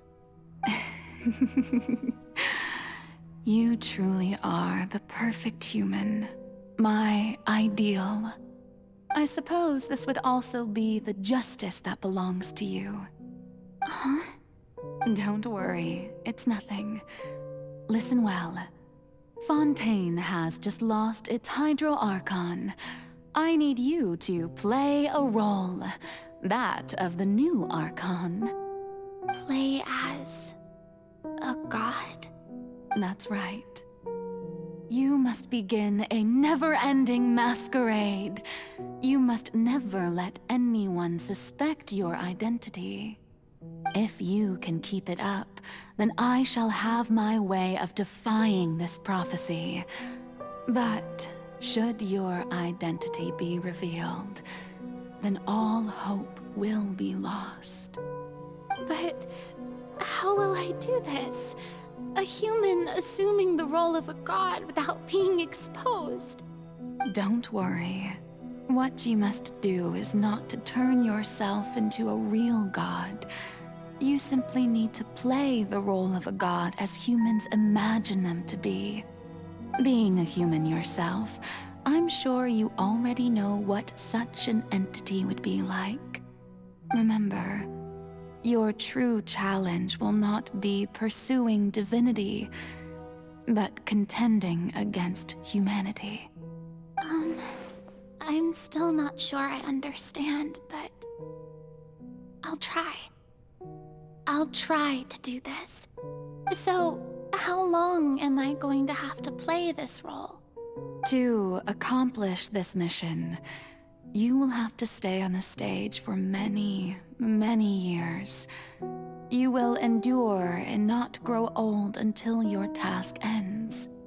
But I promise you, all will eventually end in a magnificent and dramatic trial, and everyone will be saved.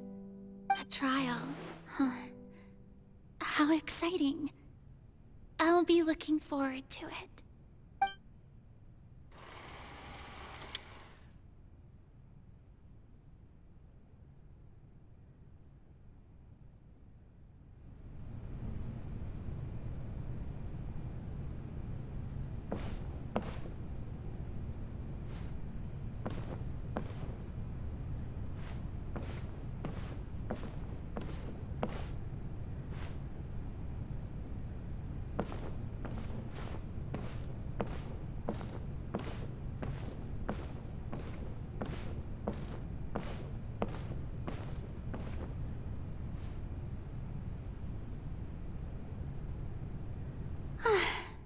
The Maison Cardinalise has announced my accession.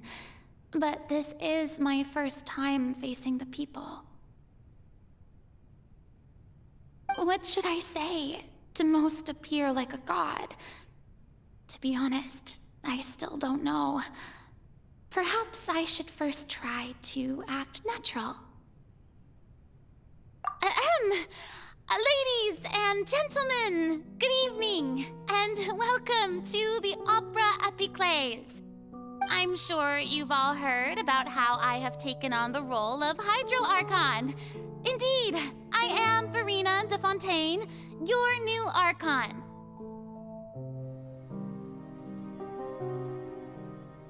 In truth, I know little about becoming a nation's new god, but it will be my honor to guide you all. As the god Focalor, the god of justice, I shall do all within my power to lead you into an age of fairness and justice. Once again, thank you all for coming. If you should have any questions or suggestions, please send them to the Maison Cardinalise. The future of Fontaine will require us to work together, after all. This should do it. I thought I might stammer, but thankfully, I was able to convey my thoughts just fine. Okay, and next. That's the new Hydro Archon. Is this some kind of joke by the Maison? I would have thought that a being that surpasses humanity would be a bit more assertive. Hey, did you hear that? She even told us to send her suggestions there at the end. Shouldn't gods be all-powerful? She's being so modest. What's the difference between her and an ordinary person, then? If you ask me, perhaps the succession didn't actually happen. She might just be a Maison back puppet. Wait, what's going on? Why is everyone suspecting me of being a fake? Oh, this is bad. If I get exposed here, there'll be no saving the people from the prophecy. Right. Mirmi said that I just need to play the role of a god as humans imagine them to be. Calm down, Verena. Think. What do the people want? How would they imagine a god to speak and act? Assertive, with a strong sense of presence. One who can dispel all doubt. That is the character I'm fated to play.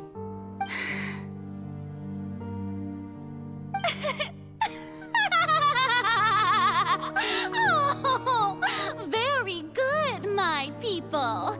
Only ones such as you are deserving of my rule.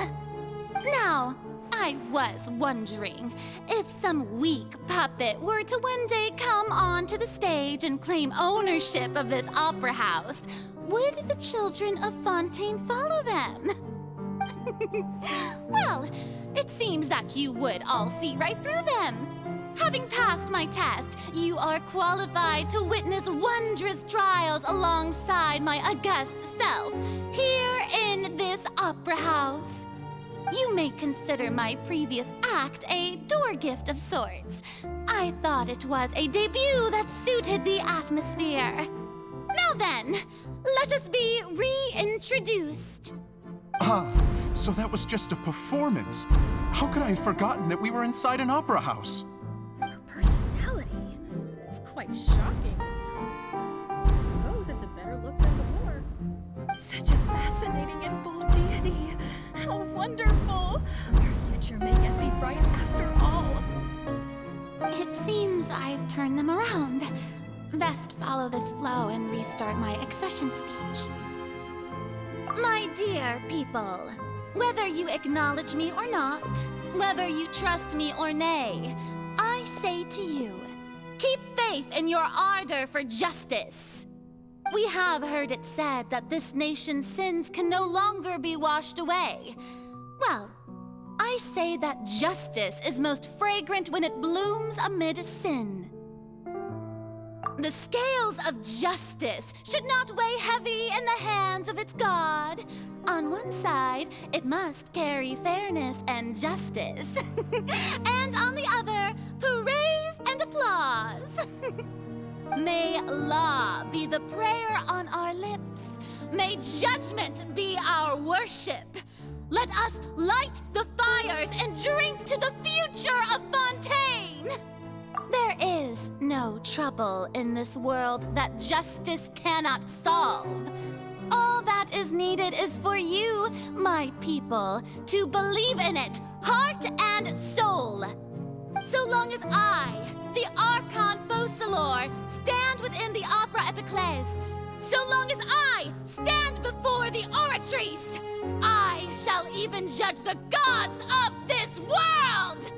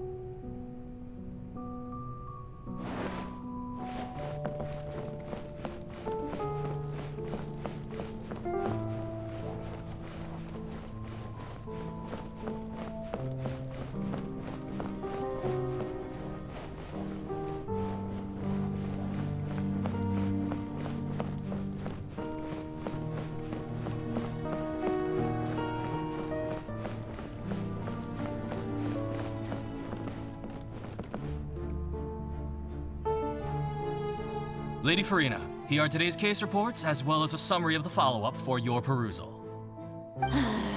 Come now, was I not just at the Opera House in person? Leave these kinds of things to Neuvillette. Besides, none of these trials were the one that I'm looking forward to the most. If I may be so impertinent, what kind of trial are you truly looking forward to? A magnificent, dramatic, and wondrous trial. A trial to end all things. How could you hope to understand? That's true. I fear I lack the ability to grasp your divine thought, Lady Archon. No need for fright, and do not take what I said before too seriously. Go now, do your duties. The trial I await. It will come one day.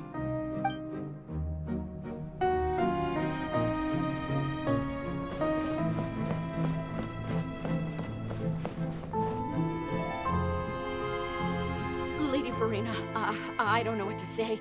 Thank you for agreeing to see me. No need to thank me. Or rather, thank your own sense of perseverance instead.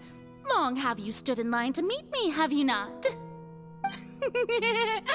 Oh, I'm afraid that's just an inevitable consequence of my divine charm. All right, Deoteria, is it? How is your son's illness? You remembered me, and you knew of my family, too. He is doing much better now. In fact, he is far more of an ardent believer than I. He was the one who forced me to seek an audience with you, and to bring your words back to him. Oh, good. Very good. If this should happen again in the future, please do not hesitate to come and tell me. Going down to citizens' homes every so often, while not usual practice, should serve as a fine change of pace. You're such a gentle and wise god. Thank you once again, on behalf of my son.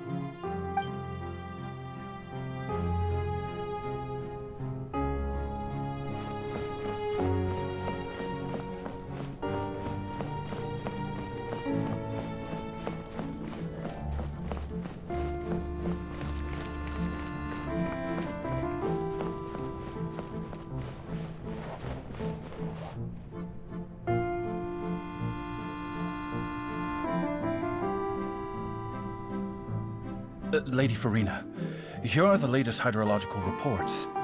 As for the specific parameters you asked to take note of, I'm afraid things still don't look good. I see.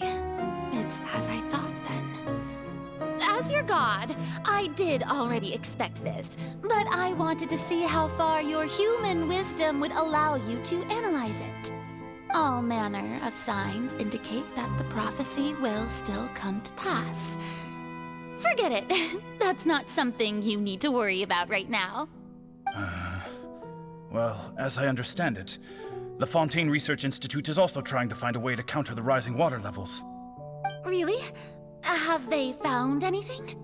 I'm afraid that they haven't found any effective solution thus far. Oh, is that so? Well, no wonder. This issue has reached the realm of the gods, after all. Still, their spirit is praiseworthy.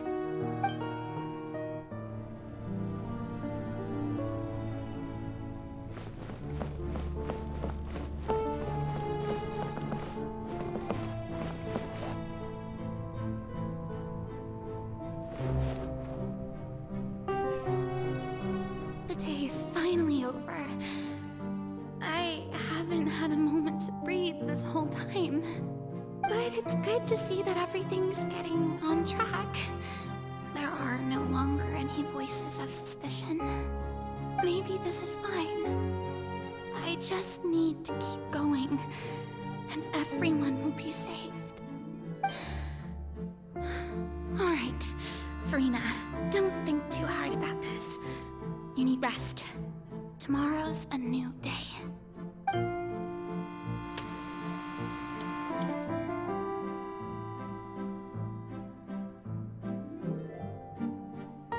Lady Farina, here are the new trial reports for the latest cases, as well as a summary of the follow-up.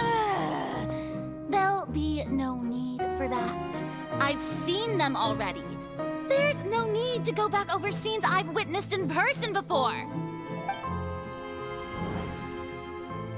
Lady Farina, I've waited so long for this chance to see you in this manner. Indeed, my dear, loyal citizen. This joyous moment is an honor for us both. Lady Farina, we're detecting significant hydrological anomalies near Poisson. Understood. Keep monitoring. Keep me informed should anything come up at the Institute.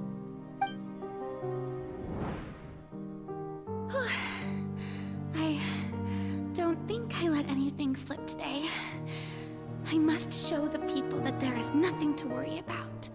I just don't know when these days will end. I feel utterly exhausted. Best to rest early today, too.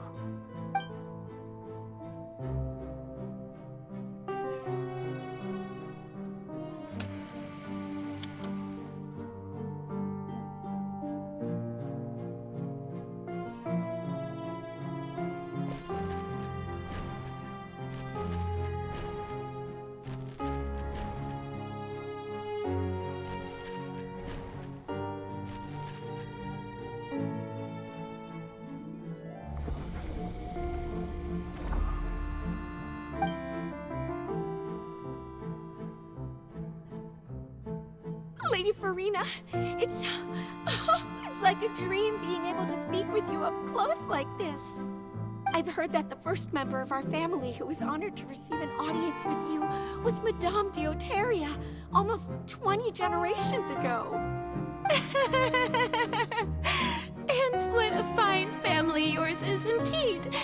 It brings me great joy to meet such a faithful believer, a descendant of a line most ardent. Surely you exaggerate, Lady Farina. My lady? What is it, good citizen? Are you crying?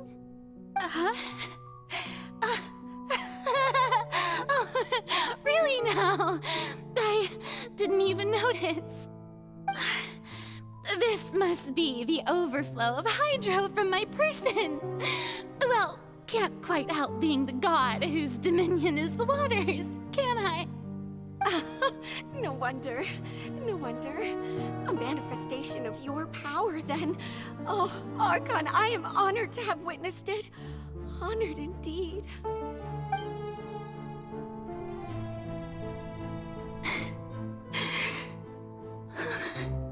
So interminable. So lonely. Just how much longer? Hundreds of years must have passed by now. Perhaps the show must go on for hundreds more. I never imagined that it would hurt so much. Have I reached my limit? No. Perhaps I reached it long ago. Today I didn't even notice my own tears. I want to tell someone, anyone, about this. But would that not destroy all I've done so far? I've conducted so many investigations across the centuries, but there's not even a sliver of hope that we might break the prophecy. All I can do is keep heart. I must maintain this act. It is the only way to save Fontaine. Please, mirror me. You have to succeed.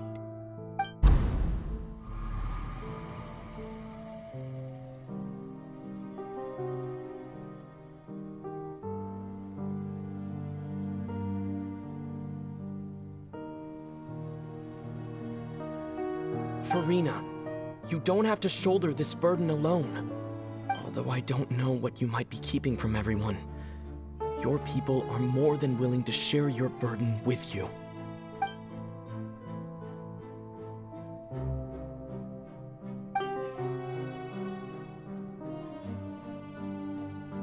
Share my burden. That's impossible. It was fated right from the start that this would be my duty alone. But even if your burden doesn't need to be shared, you can still choose to confide in someone. Just share it with me. I'm what you'd call a witness. A witness? Yes, I've heard that you came to Tevat from beyond the stars, yes. In other words, you never belonged here. And if Tevat is, in its entirety, a show on a stage, then you're just a spectator, aren't you? If that's the case... He's right. I could confide in him, couldn't I? But if things don't play out as expected, the people of Fontaine will be the ones to pay the price. No, Farina. You shouldn't be selfish. But what if it's really all right? Farina, you've worked so hard for so long. Surely it would be okay to put yourself first for once. Just this once. Is it such an outrageous thing to do anyway? To find someone in whom you can confide your frustrations and sorrows? Surely it could not hurt. If you let this opportunity slip through your fingers, it might never come by again. Think about it long and hard.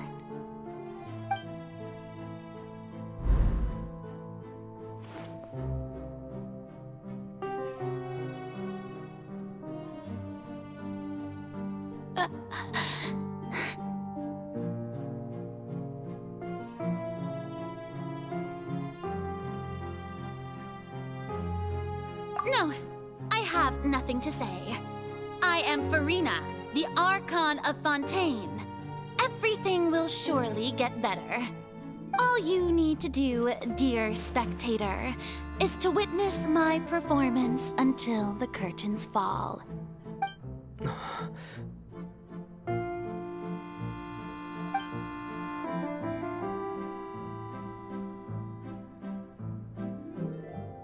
Fine.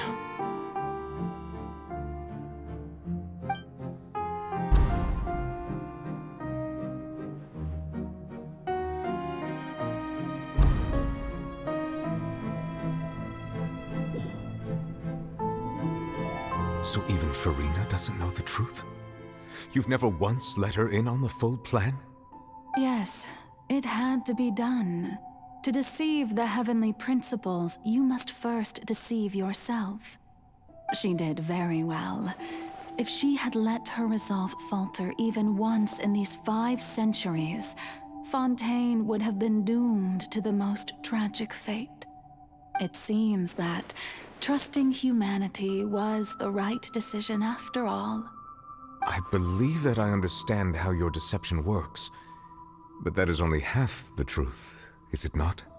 How would you build on this foundation to save the people of Fontaine? That is the most important thing.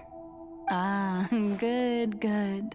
Of course, the Iudex of Fontaine has pinpointed the crux of the issue. I'm sure you've long sensed that the Oratrice is no simple machine, yes? I've always suspected that it had its own consciousness. And Linny did mention that he heard a human voice within the core chamber. It now seems that that person was you, hidden within the machine all along. Am I right? And then I became one with the Oratrice, taking Fontaine's gnosis with me. Yes, it would seem so, wouldn't it? Alas, your understanding of this device still lacks sufficient depth. In truth, it is no enactor of justice. It is, in fact, a device created to kill the god of justice. I beg your pardon? Oh, you have it. And to be more precise, not only will the Oratrice take down the god of justice, it will also take down the divine throne upon which she has been placed. I mean, did you think I would be the sort to enjoy peaceful repose while Farina suffered? My work over these last 500 years has been to constantly accumulate indemnitium within the Oratrice. But really, some have already discovered that only a small fraction of the energy generated by the device was ever used to provide power to Fontaine. The vast majority had to be, accumulated to enact this death sentence. It was all a part of your plan then? Both the trial and the sentence? Indeed. This power, accrued over 5 centuries, could have sustained Fontainians for millennia had it only been used for that purpose. Almost all of it has now been stored within the Oratrice. But only power of this magnitude could hope to destroy the Hydro Archon's divine throne, shaking the rules established by Celestia and breaking through the institution that is the Seven. So the Oratrice's call for death was for neither Farina nor Focalor, but for the Hydro Archon. The destruction of that divine throne. If I do not misunderstand your intent, you must be... Returning what's rightfully yours to you, of course. In other words, this was all done to return the authority of the Hydro Archon to the Hydro Dragon of this planet. But...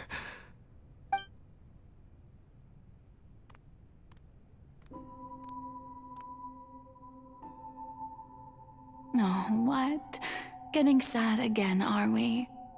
The authority of the ancient dragons shall soon be yours once more, O Hydro Dragon Sovereign. And this is the face you make. All you've done throughout the years is just so you can sacrifice yourself at the very end. I've never quite seen it that way, you know. Even now, I'm quite pleased at how well my deception worked.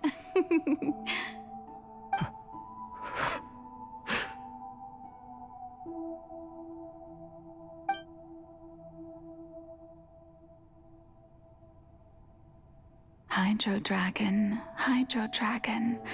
don't cry. I must say, had it been within my rights, I would have loved to judge the heavenly principles themselves. Were they not guilty of essentially the same crime? Egeria stole the power of the primordial sea, and the heavenly principles stole the power you ancient dragons possessed.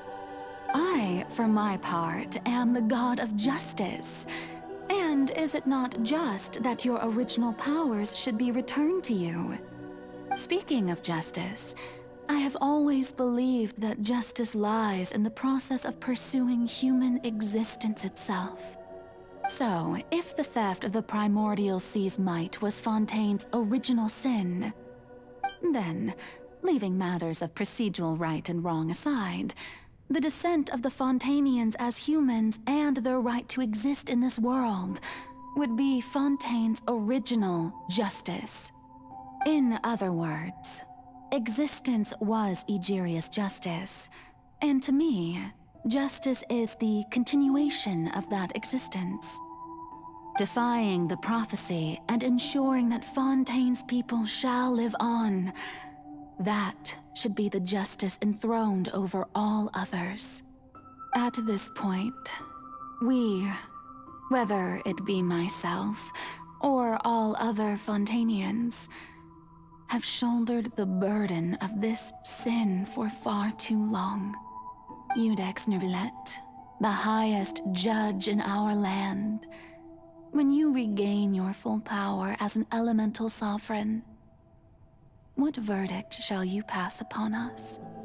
So when I was invited to the court of Fontaine to serve as Iudex, I see now that that was your idea too. At last, I now understand the true purpose behind this position. In the beginning, I was uninterested in human existence. But these 5 centuries of living alongside them have gradually brought about mutual understanding between us. And I have even attempted to feel as they feel. You are a devious one, Focalors. Things being as they are, surely you know that I could never declare them to be guilty.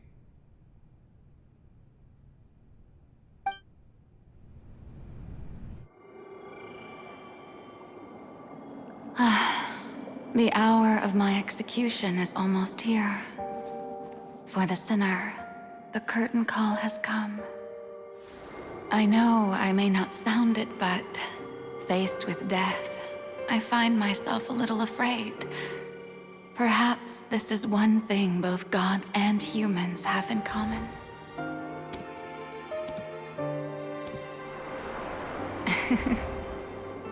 Farewell, Nervilette. I hope you've enjoyed the part you played these 500 years.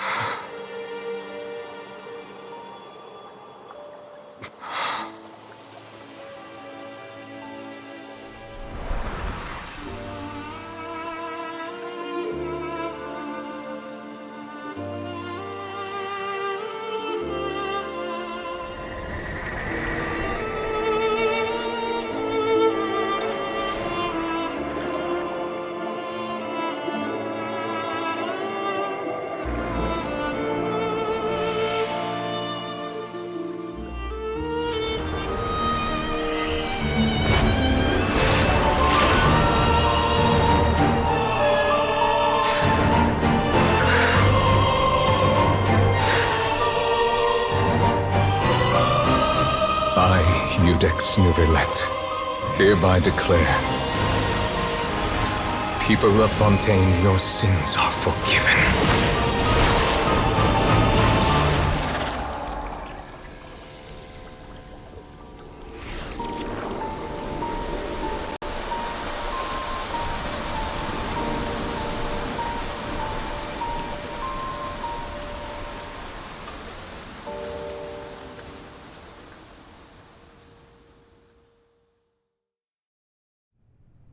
Osmanth.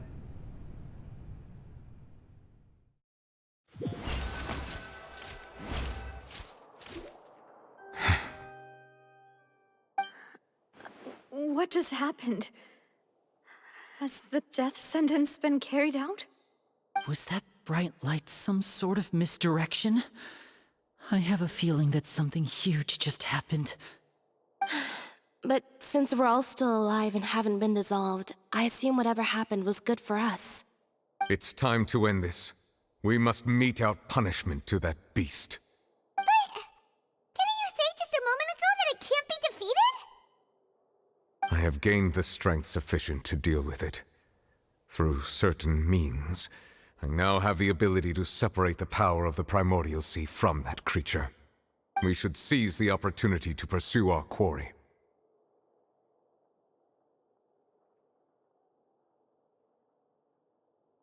Traveler, now that the oratories can no longer function, I require an executor to help me mete out justice. The root of the calamities befalling Fontaine, the beast that enacts the prophecy. Its name is the all-devouring narwhal. Come with me, traveler. The hour of execution has come.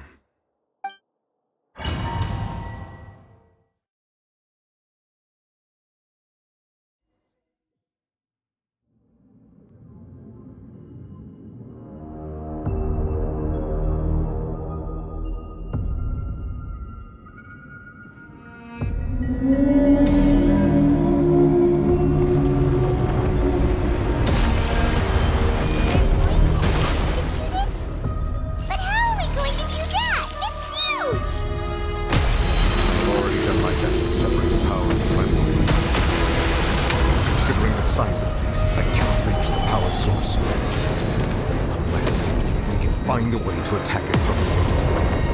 We shall share a part of the ancient life. Shall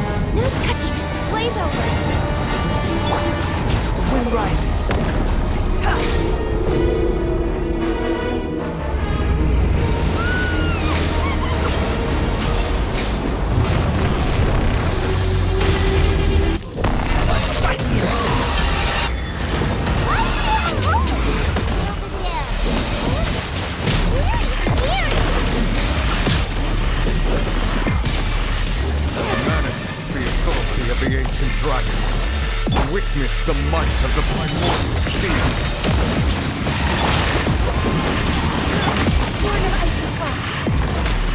I have granted you my protection. Do not fear. Seize the moment and use my power to suppress its root.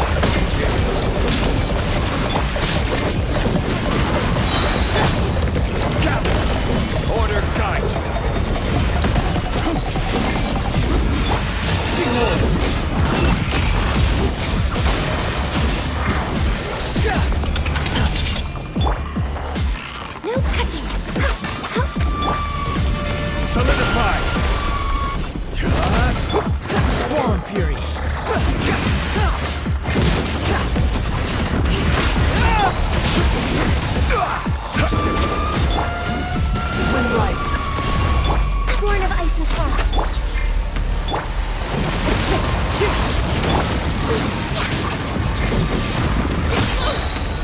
For Rex Lepus!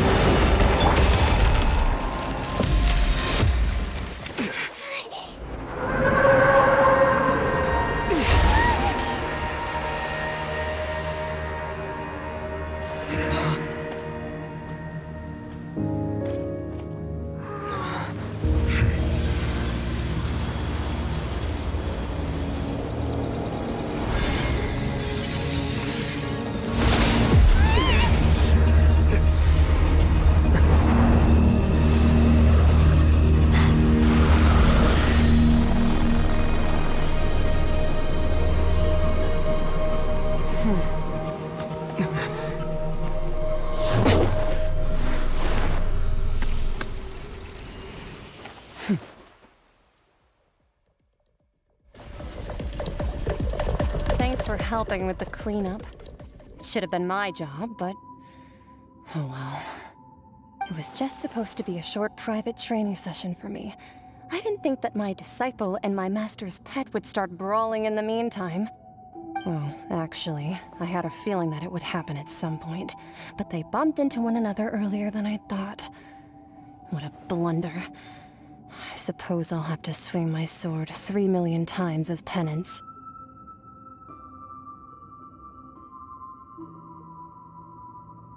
That power. Who are you exactly? Paimon has an idea. From what she said earlier, she must be Child's master. Skirk, right? It's just that he gave us the impression that she was the less talkative person. I simply did not have anything to say to the weak. But you, on the other hand, managed to defeat the all-devouring narwhal without using power from beyond this world. So you may speak to me as equals. I have to agree. It's a strange use of a planet's primordial waters just to raise an all-devouring narwhal. That kind of power is wasted on it. It's not cooperative, it eats too much, and I have more important things to do with my time than pet sitting. The only thing that creature has going for it is its looks. All in all, it fails as a pet. Miss Skirk? I think you might have missed the point. The point being? Well, being that this pet almost destroyed an entire nation. So what sort of person is your master? Well, Child's master's master. Wait, is that right? Oh, right. So you don't know him. Sorry, I assumed you did. His name is Sertologi. Huh? I am unfamiliar with that name. Huh. So Master isn't sufficiently famous. How should I describe him then? Have you heard of the name The Fowl? The Fowl? Still nothing? Well, how about the Visionary? Vetterfulnir then? Or Gold Rhindaughter? Ooh, that one we've heard! Rhindaughter's part of the Hexen Circle. She's Albedo's mom, right? Oh, so you do know that name. To be honest, I also heard all of those names and titles from my master. I don't actually know them either. But I suppose you understand now, yes? My master is likely a similar sort to Rhindaughter.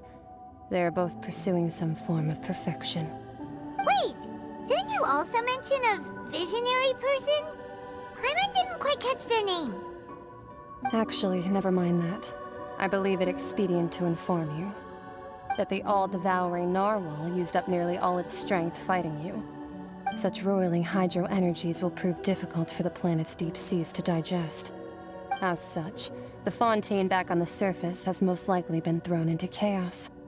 In other words, the prophecy that you've been fretting over should now be in full swing. What?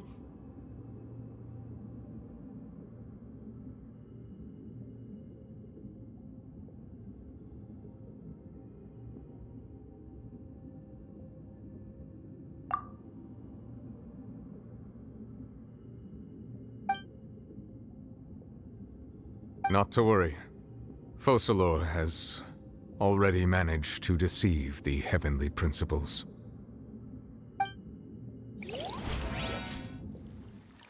In the end, the people will all be dissolved into the waters, and only Farina will remain, weeping on her throne.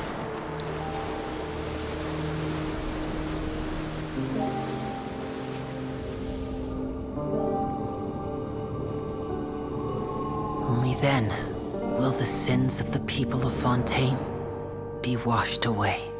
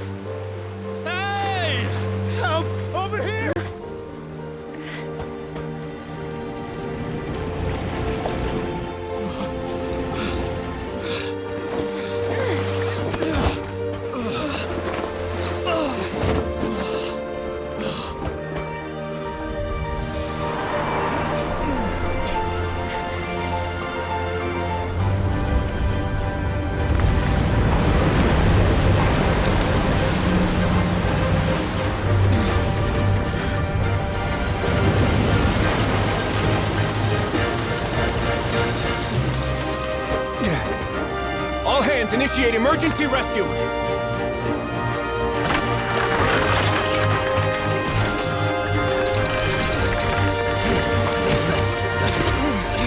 Hurry!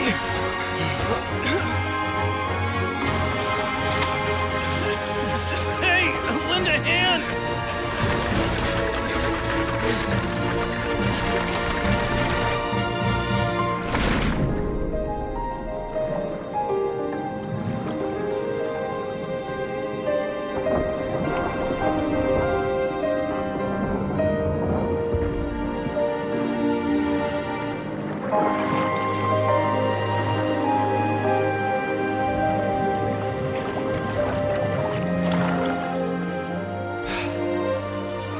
Look! The water's receding!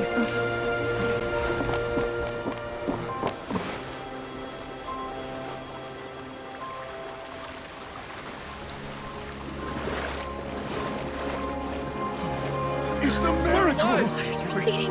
We didn't dissolve. The prophecy was wrong. The prophecy was wrong.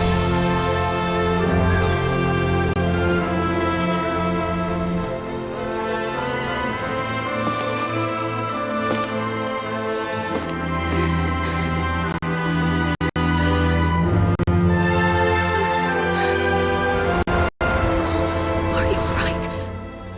Yeah. We're saved. The prophecy was wrong.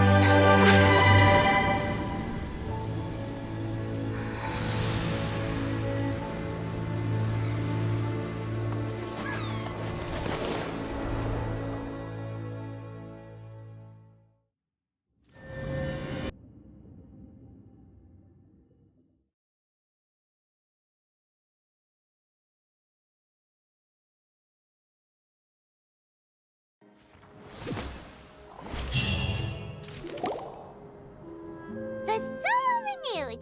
The Spina di Rosula talks post-disaster rebuilding. I recently visited Poisson to meet with Miss Navia, spokesperson of the Spina di Rosula, and we spoke about Poisson's present and future. Old soil can still give birth to new bloom, Miss Navia stated. Hope is like seeing a small cookie when you're starving late at night. You just need a little of it. Skyship Winglet, boon or bane of the Fontaine Research Institute. The various disputes that have arisen on account of Mr. Edwin have suddenly become a shield over the Institute, with Jurier turning out to be a once overlooked hidden gem. People always call the first researcher mad, but few know what to call the second. And should that latter person achieve a miracle, they would find it all the harder to find a word with which to classify him and his team. Wow! Paimon barely recognizes the people in the reports. Are those really Jurier and Navia? They sound like real big shots. What do you think? Pretty enthralling, huh? The Steambird's idea was pretty simple. With the disaster just having passed, we would print a free edition packed to the margins with good news to calm people down. The value for these big scoops lies in their inevitable follow-ups. We'll publish further reports and go into the stories behind those people. Edwin's assistant, Jurier, created a true flying ship, while Navia is leading people in the reconstruction of their home. I'm sure that these stories could draw even your well-traveled eye. Hyman's curious too! Wait a minute. Didn't we watch everything happen from start to finish? What's there to be curious about? And that's exactly why I'd like you to come conduct interviews with me. You're the best incubators of news, if you haven't noticed. And also, with you around, I'm sure I'll get to see that Duke. Are you sure? Hasn't he turned you down several times already? Oh, this time will be different. Come on, let's head to Poisson first, and then make a trip to the fortress. There are some things you'll only know when you get there.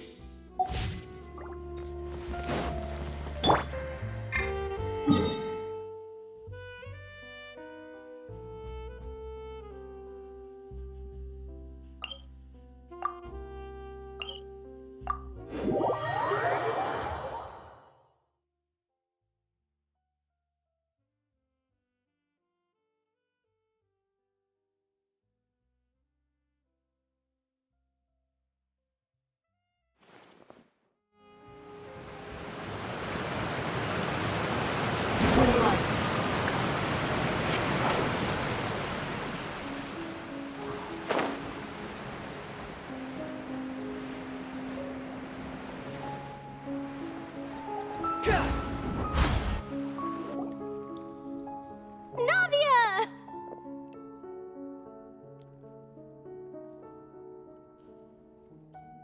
Oh, it's you. What brings you all here? Hey, we're just having a look around. I'm here to update myself on how things are going here. Oh, the Fatui are here too. Let me introduce you. This is Mr. Garunt Snezhevich. He represented the Knave in sending us a large amount of supplies, and is helping with our work. Our residents are hard at work as well. Thanks to everyone, work is progressing nicely. We've lost a lot of people, but we're moving forward. That will have to be enough. Hello, Miss Charlotte. I'm a big fan of yours. I especially like that article you wrote last year about Fontaine's stray cats. But if you don't mind, could you not emphasize our role too much in your report? It's not charity we're doing here. We just happen to share the same interests as the Spina.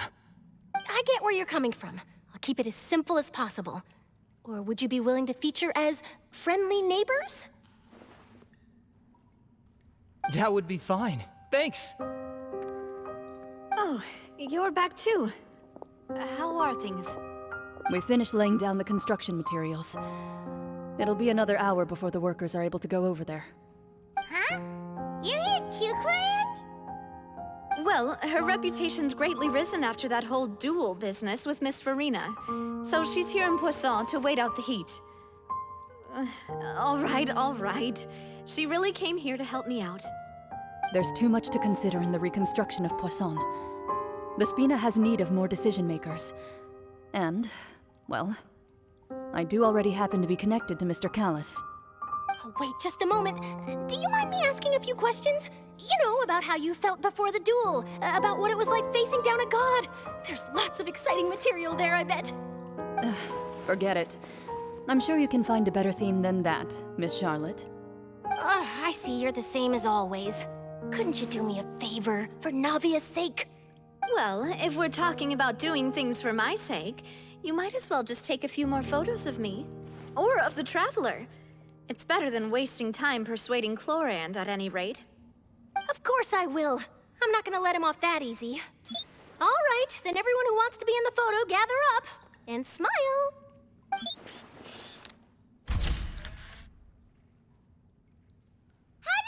Was it a good shot? Did Paimon look cute in it? Not bad. Your addition really helped the composition of the picture. All right, hang on a moment. Let me snap a few more shots.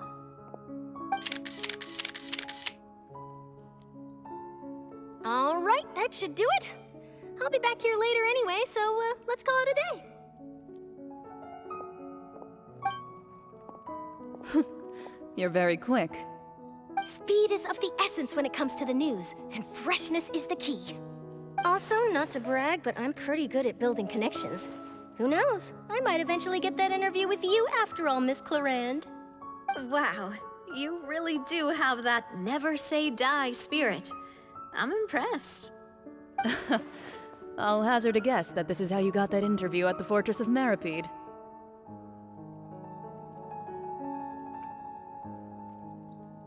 Whoa, you're well informed.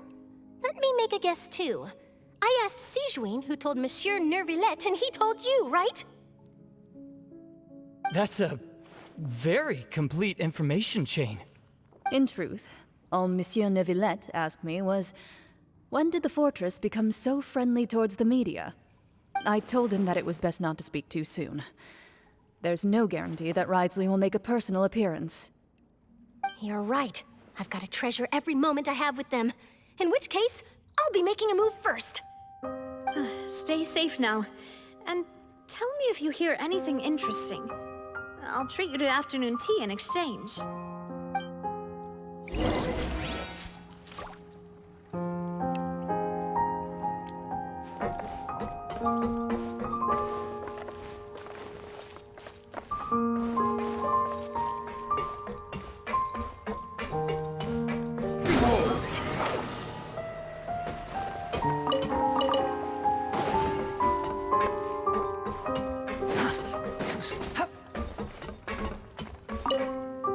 You seem curious about the fortress. Of course. That Wriothesley. I still remember going down to the fortress to grill him for information on my father's case. Boy, did he take me for a ride.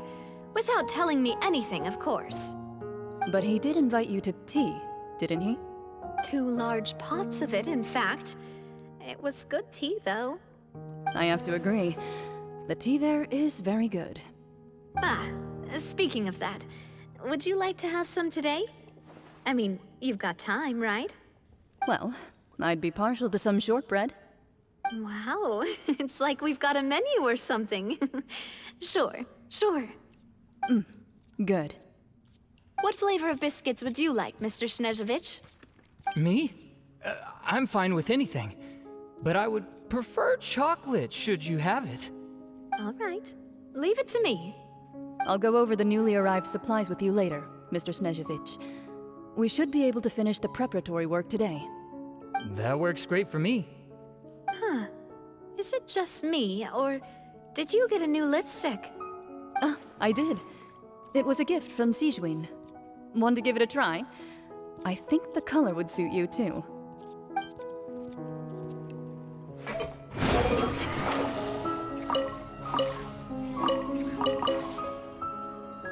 Search for it.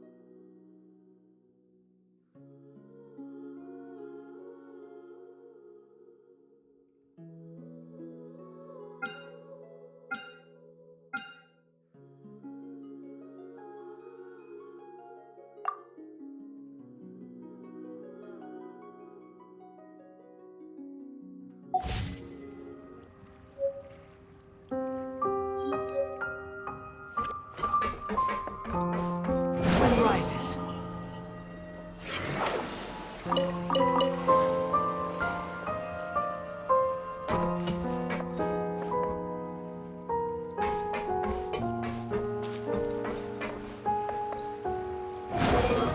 Upon a gale.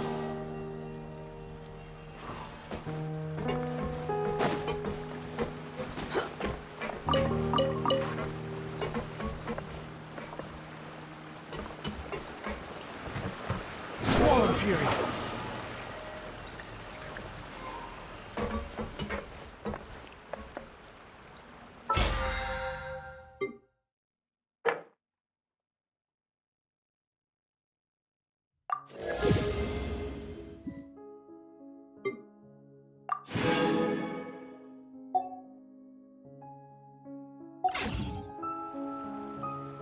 There's no such thing as pure freedom in this world. Even the wind cannot blow on forever.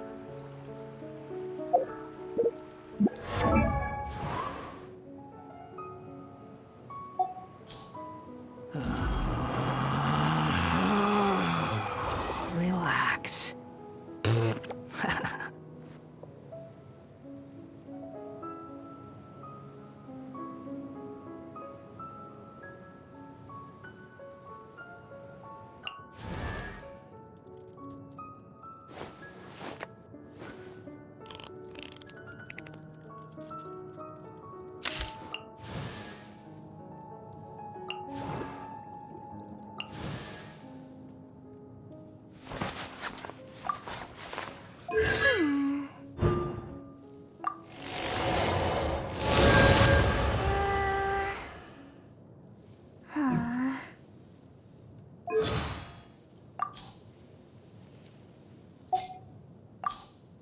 According to today's Forest Patrol route map, we need to head here first, then make our way over to there?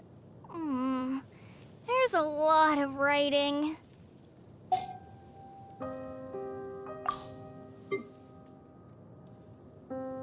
I knew this day would come.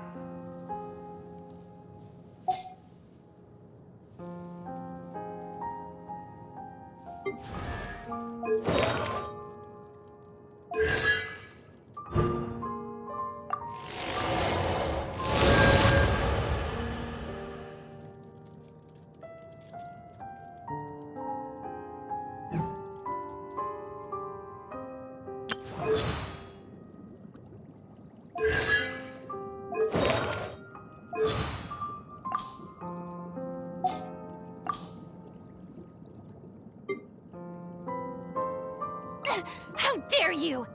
Don't look at me like this. I still couldn't do it. Am I free?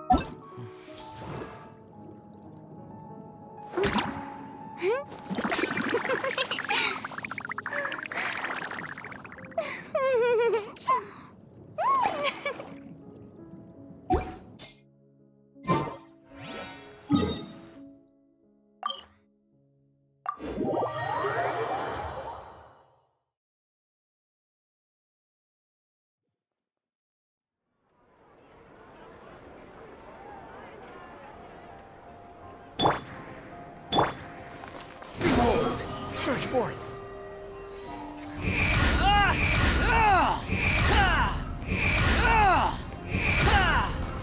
Fight the insects. Ad Astra Abyssosk. Welcome to the Adventurers Guild. Thank you for completing today's commissions. Here is your reward.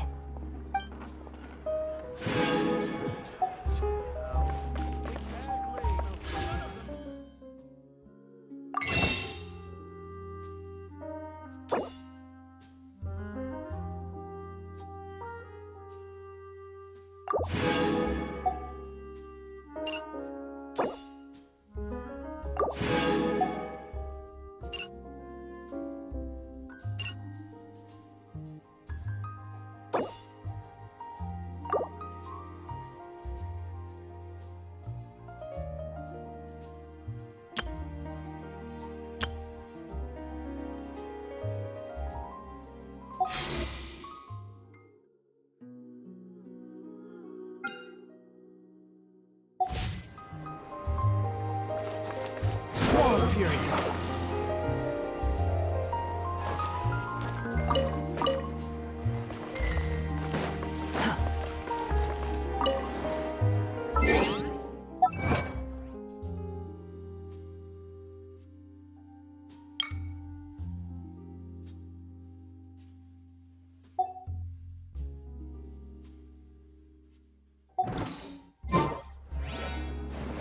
The wind rises.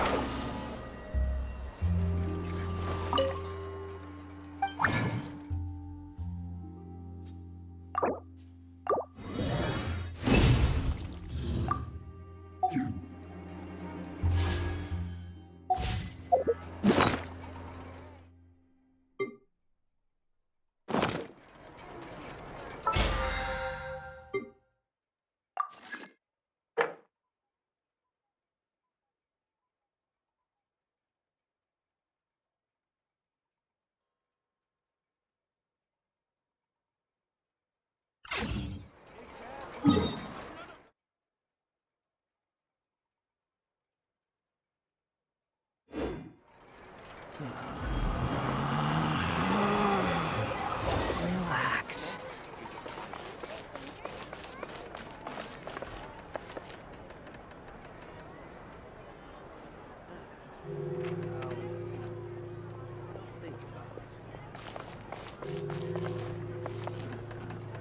There'll be an extra fee for that.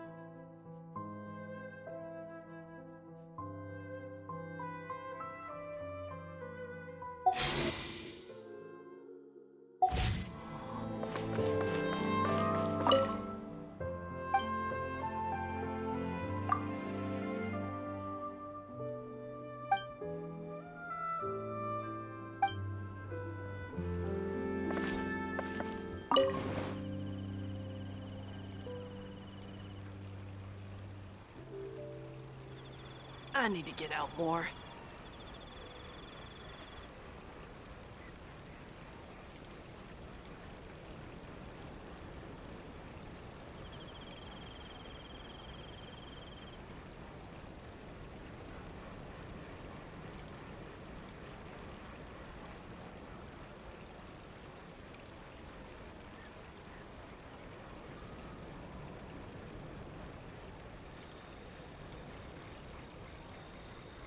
I need to get out more.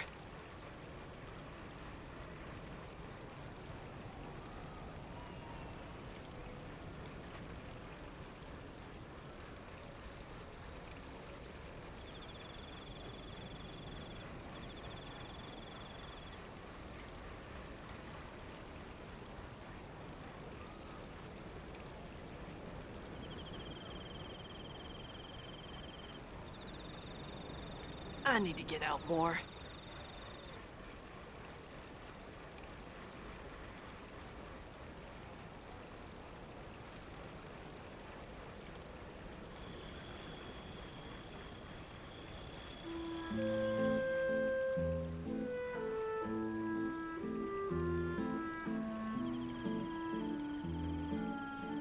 I need to get out more.